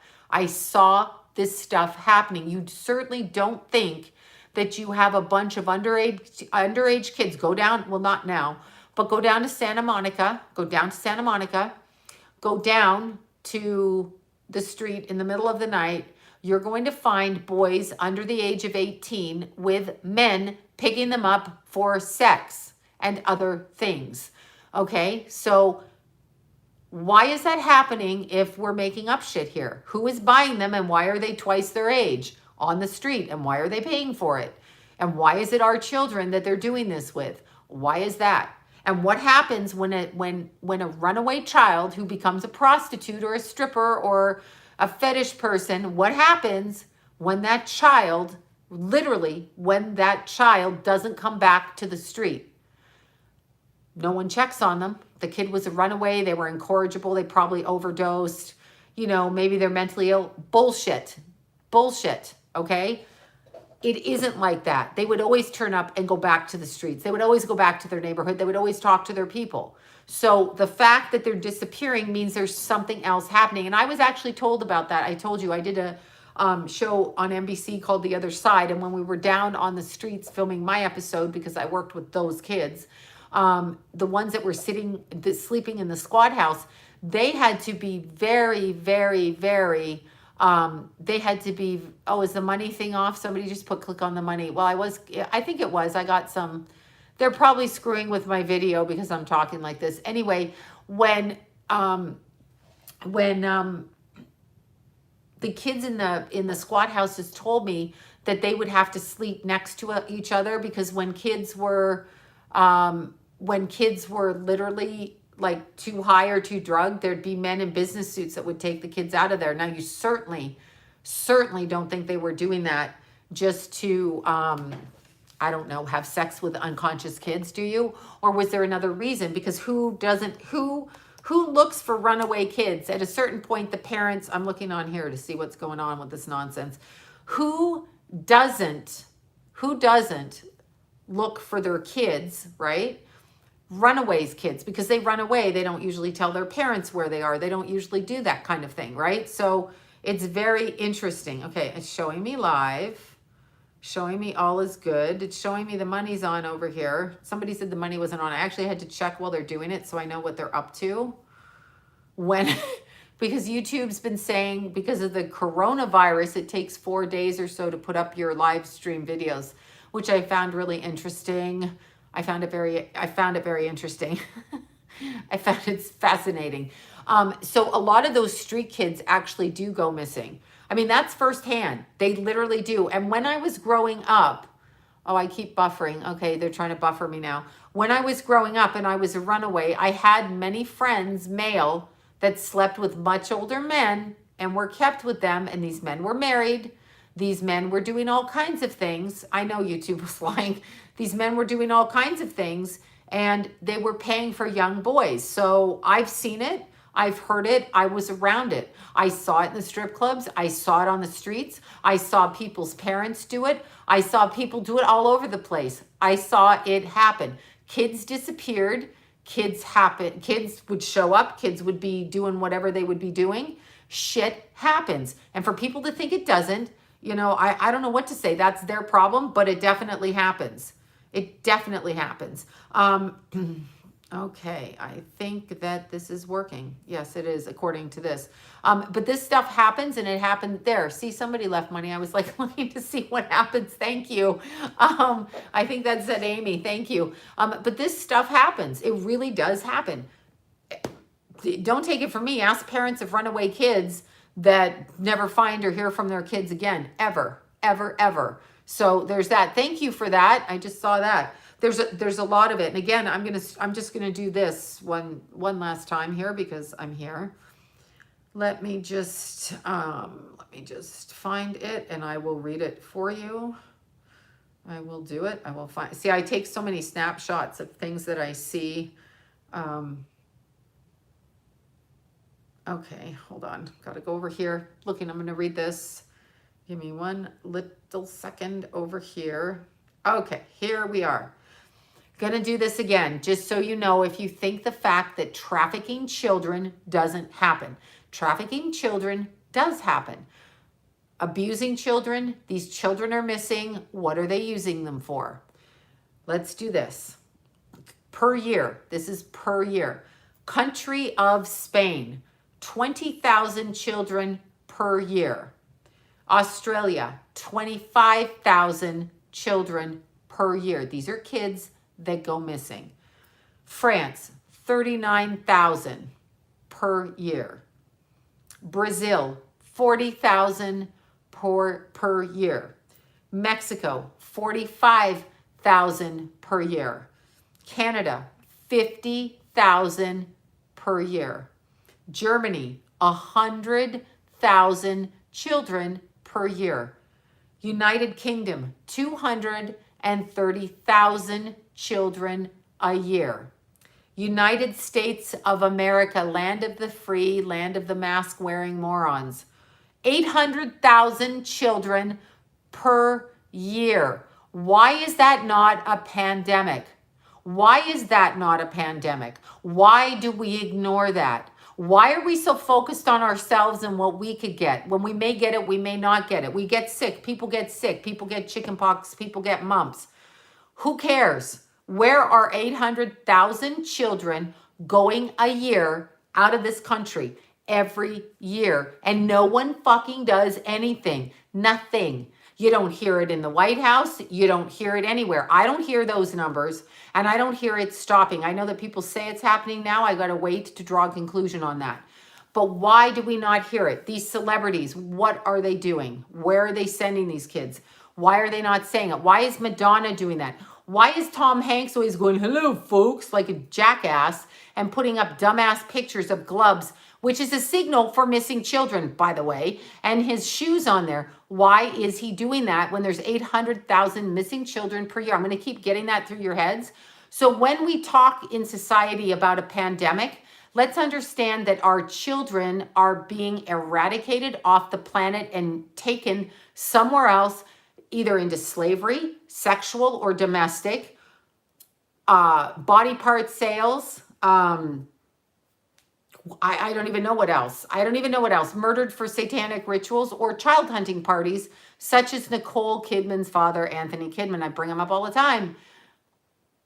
Who gets charged with child hunting? That's factual. Research it. Google it yourself. He was brought up on charges in Australia.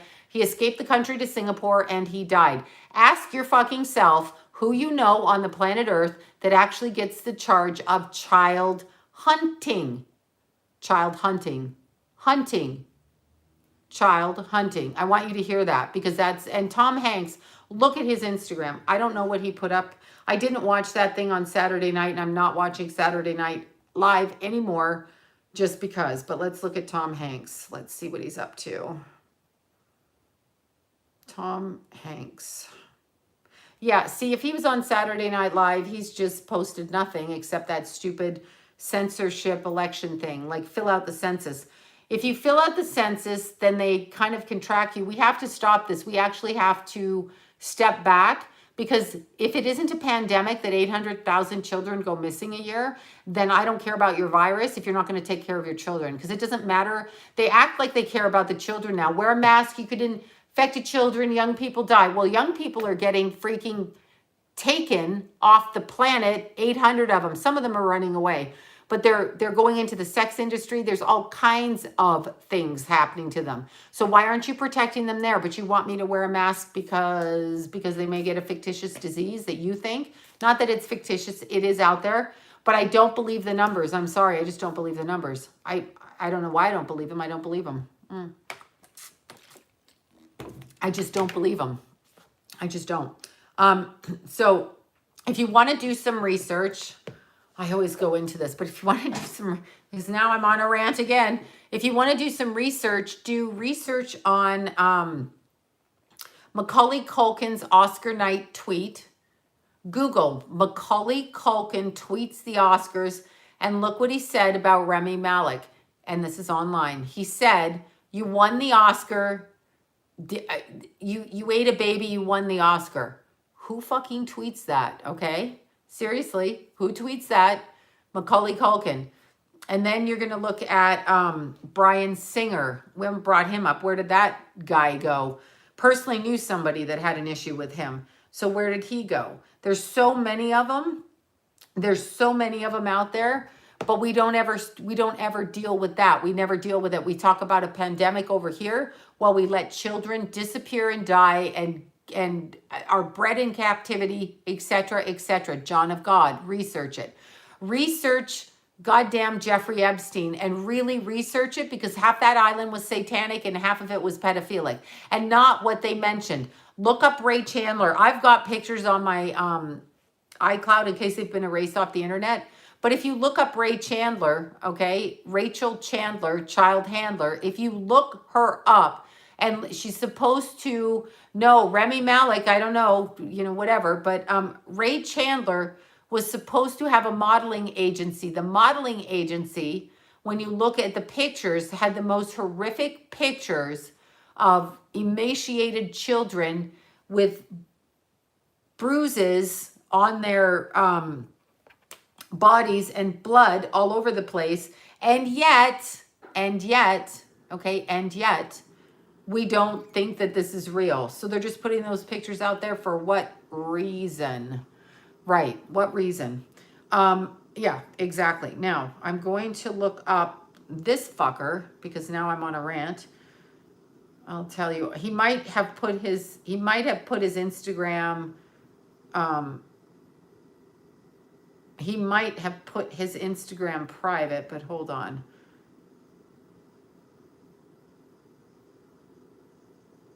Yeah, he doesn't even have an Instagram right now. Talking about James Alefantis that ran Comet Ping Pong Pizza, those pictures on his Instagram were like, are you kidding me? Because the people are ridiculous. They're ridiculous. Alefantis, hold on. Oh, Alefantis. Instagram pictures. Some people, they keep getting wiped off the internet. Let's see.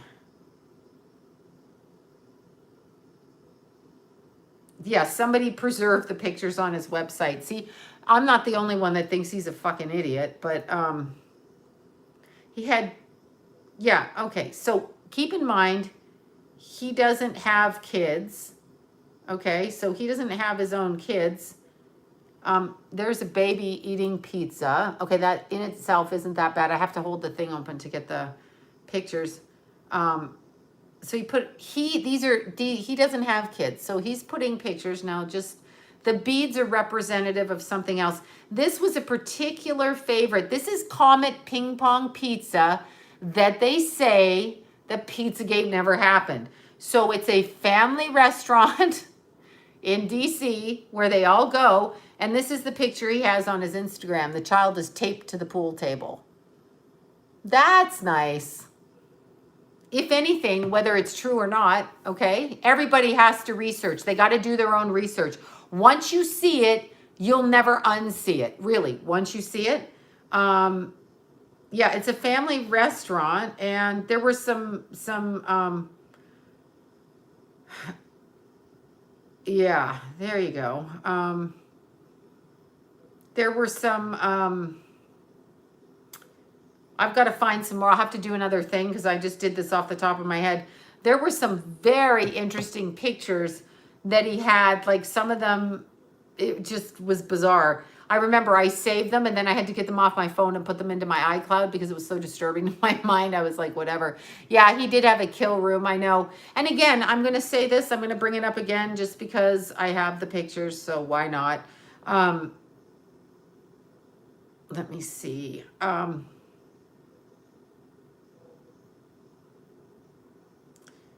Art. Okay, so keep in mind that this John Podesta worked in the White House for Clinton, Bush, Obama, and then Hillary as a senator, and that his choice in artwork was cannibalistic,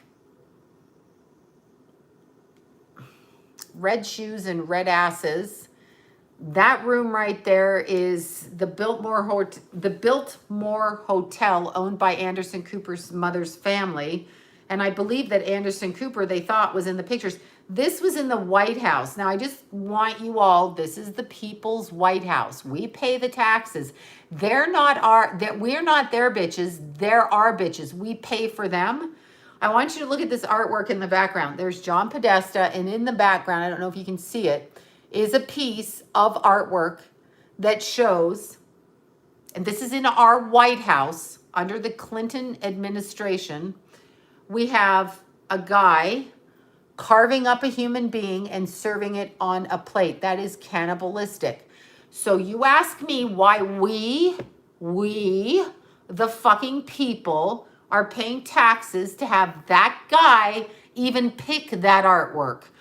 The fact that he picked that artwork means I'm not listening to him. No, that's what Pizzagate is. This is what people don't understand. They're like, oh, that's ridiculous. Look at his artwork. Look at his artwork. This is some of the artwork. Now, do you recognize this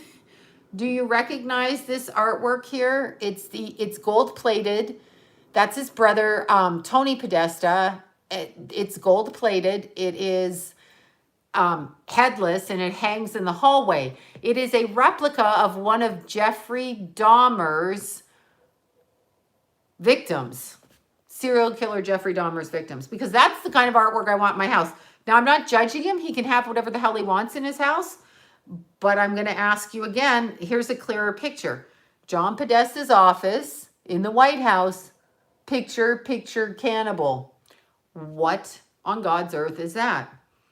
And if you think it's okay to do that, then I don't know what to say. I mean, I honest to God don't know what to say. I just don't know what to say. I'm like, that doesn't work for me. But why are we as a group of people not questioning this? And why do we let them get away with it? Now, this is interesting. Remember we were talking about spirit cooking? Do you remember that? Okay, so look right here. This is also some of the artwork. See the creature with the little girl and then the peacock behind it? When they're spirit cooking, that's what they're trying to conjure up. They're trying to create human flesh, human DNA in the structure of, it's like a golem. They put an entity into it, but I think they also create it. Okay, so this is the artwork you're seeing. This is what these people are freaking doing. This is what they're doing. Here's some of John Podesta's artwork. Tony Podesta, John Podesta. Look, this is what's in the White House under our security. This is in our security team. That wasn't hanging in the White House, but the cannibalistic art is. So we need to research it. Everybody actually has to see it. Yeah, I know. Well, Comet Ping Pong Pizza. James Alefantis is a Rockefeller, and James Alefantis is, I don't even know what to say. What he is a hub. What he is a hub. Gollum. Yes, exactly. I can't even say that, but yeah. You know what I'm saying when I'm saying it.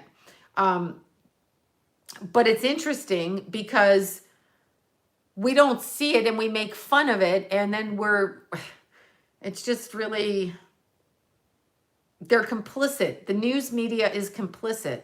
Yeah, see, his Instagram's missing. But yet, if it was my Instagram saying something, the FBI would have captured it and gone back in and got it. But where's his? Exactly. So what we need to do is actually, let's pray.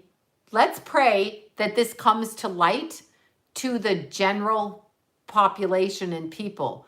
Let's pray that this comes to light so that the majority of human beings on the earth, I'm not talking about entities or narcissists or whatever, the majority of human beings can see what this is and can understand that they need to pick a side and that they unite together and pick the side of God so that we can conquer this, because that's what needs to be conquered. We're not going to do it individually. There's individuals that will do it, but we actually need to pray that human beings, children of God, see what this is, can digest it and understand it for what it is, not agree with it, not go right into it, but understand it to where it hits them that this is actually going on, and then they will stand up. That's what we need. That's actually what we need to have happen. So we need to pray that this is elevated into people's mindsets so that they can understand that this is happening and stop it. That's what I say. And with that, blabbering for many hours on me, we're going to do more fun stuff tomorrow night, I think. I think we'll do more fun stuff, okay?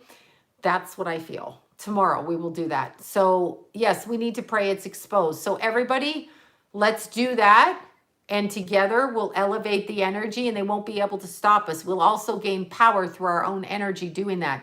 When we elevate up with others, and I mean under the guide of God, when we do that, we're not going to be harmed.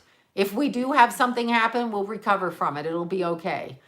Okay, you guys, happy Easter, and thanks for letting me talk about this nonsense tonight. It is nonsense, but it's important nonsense. All right, have a good night, you guys. Bye. Mwah. Peace out.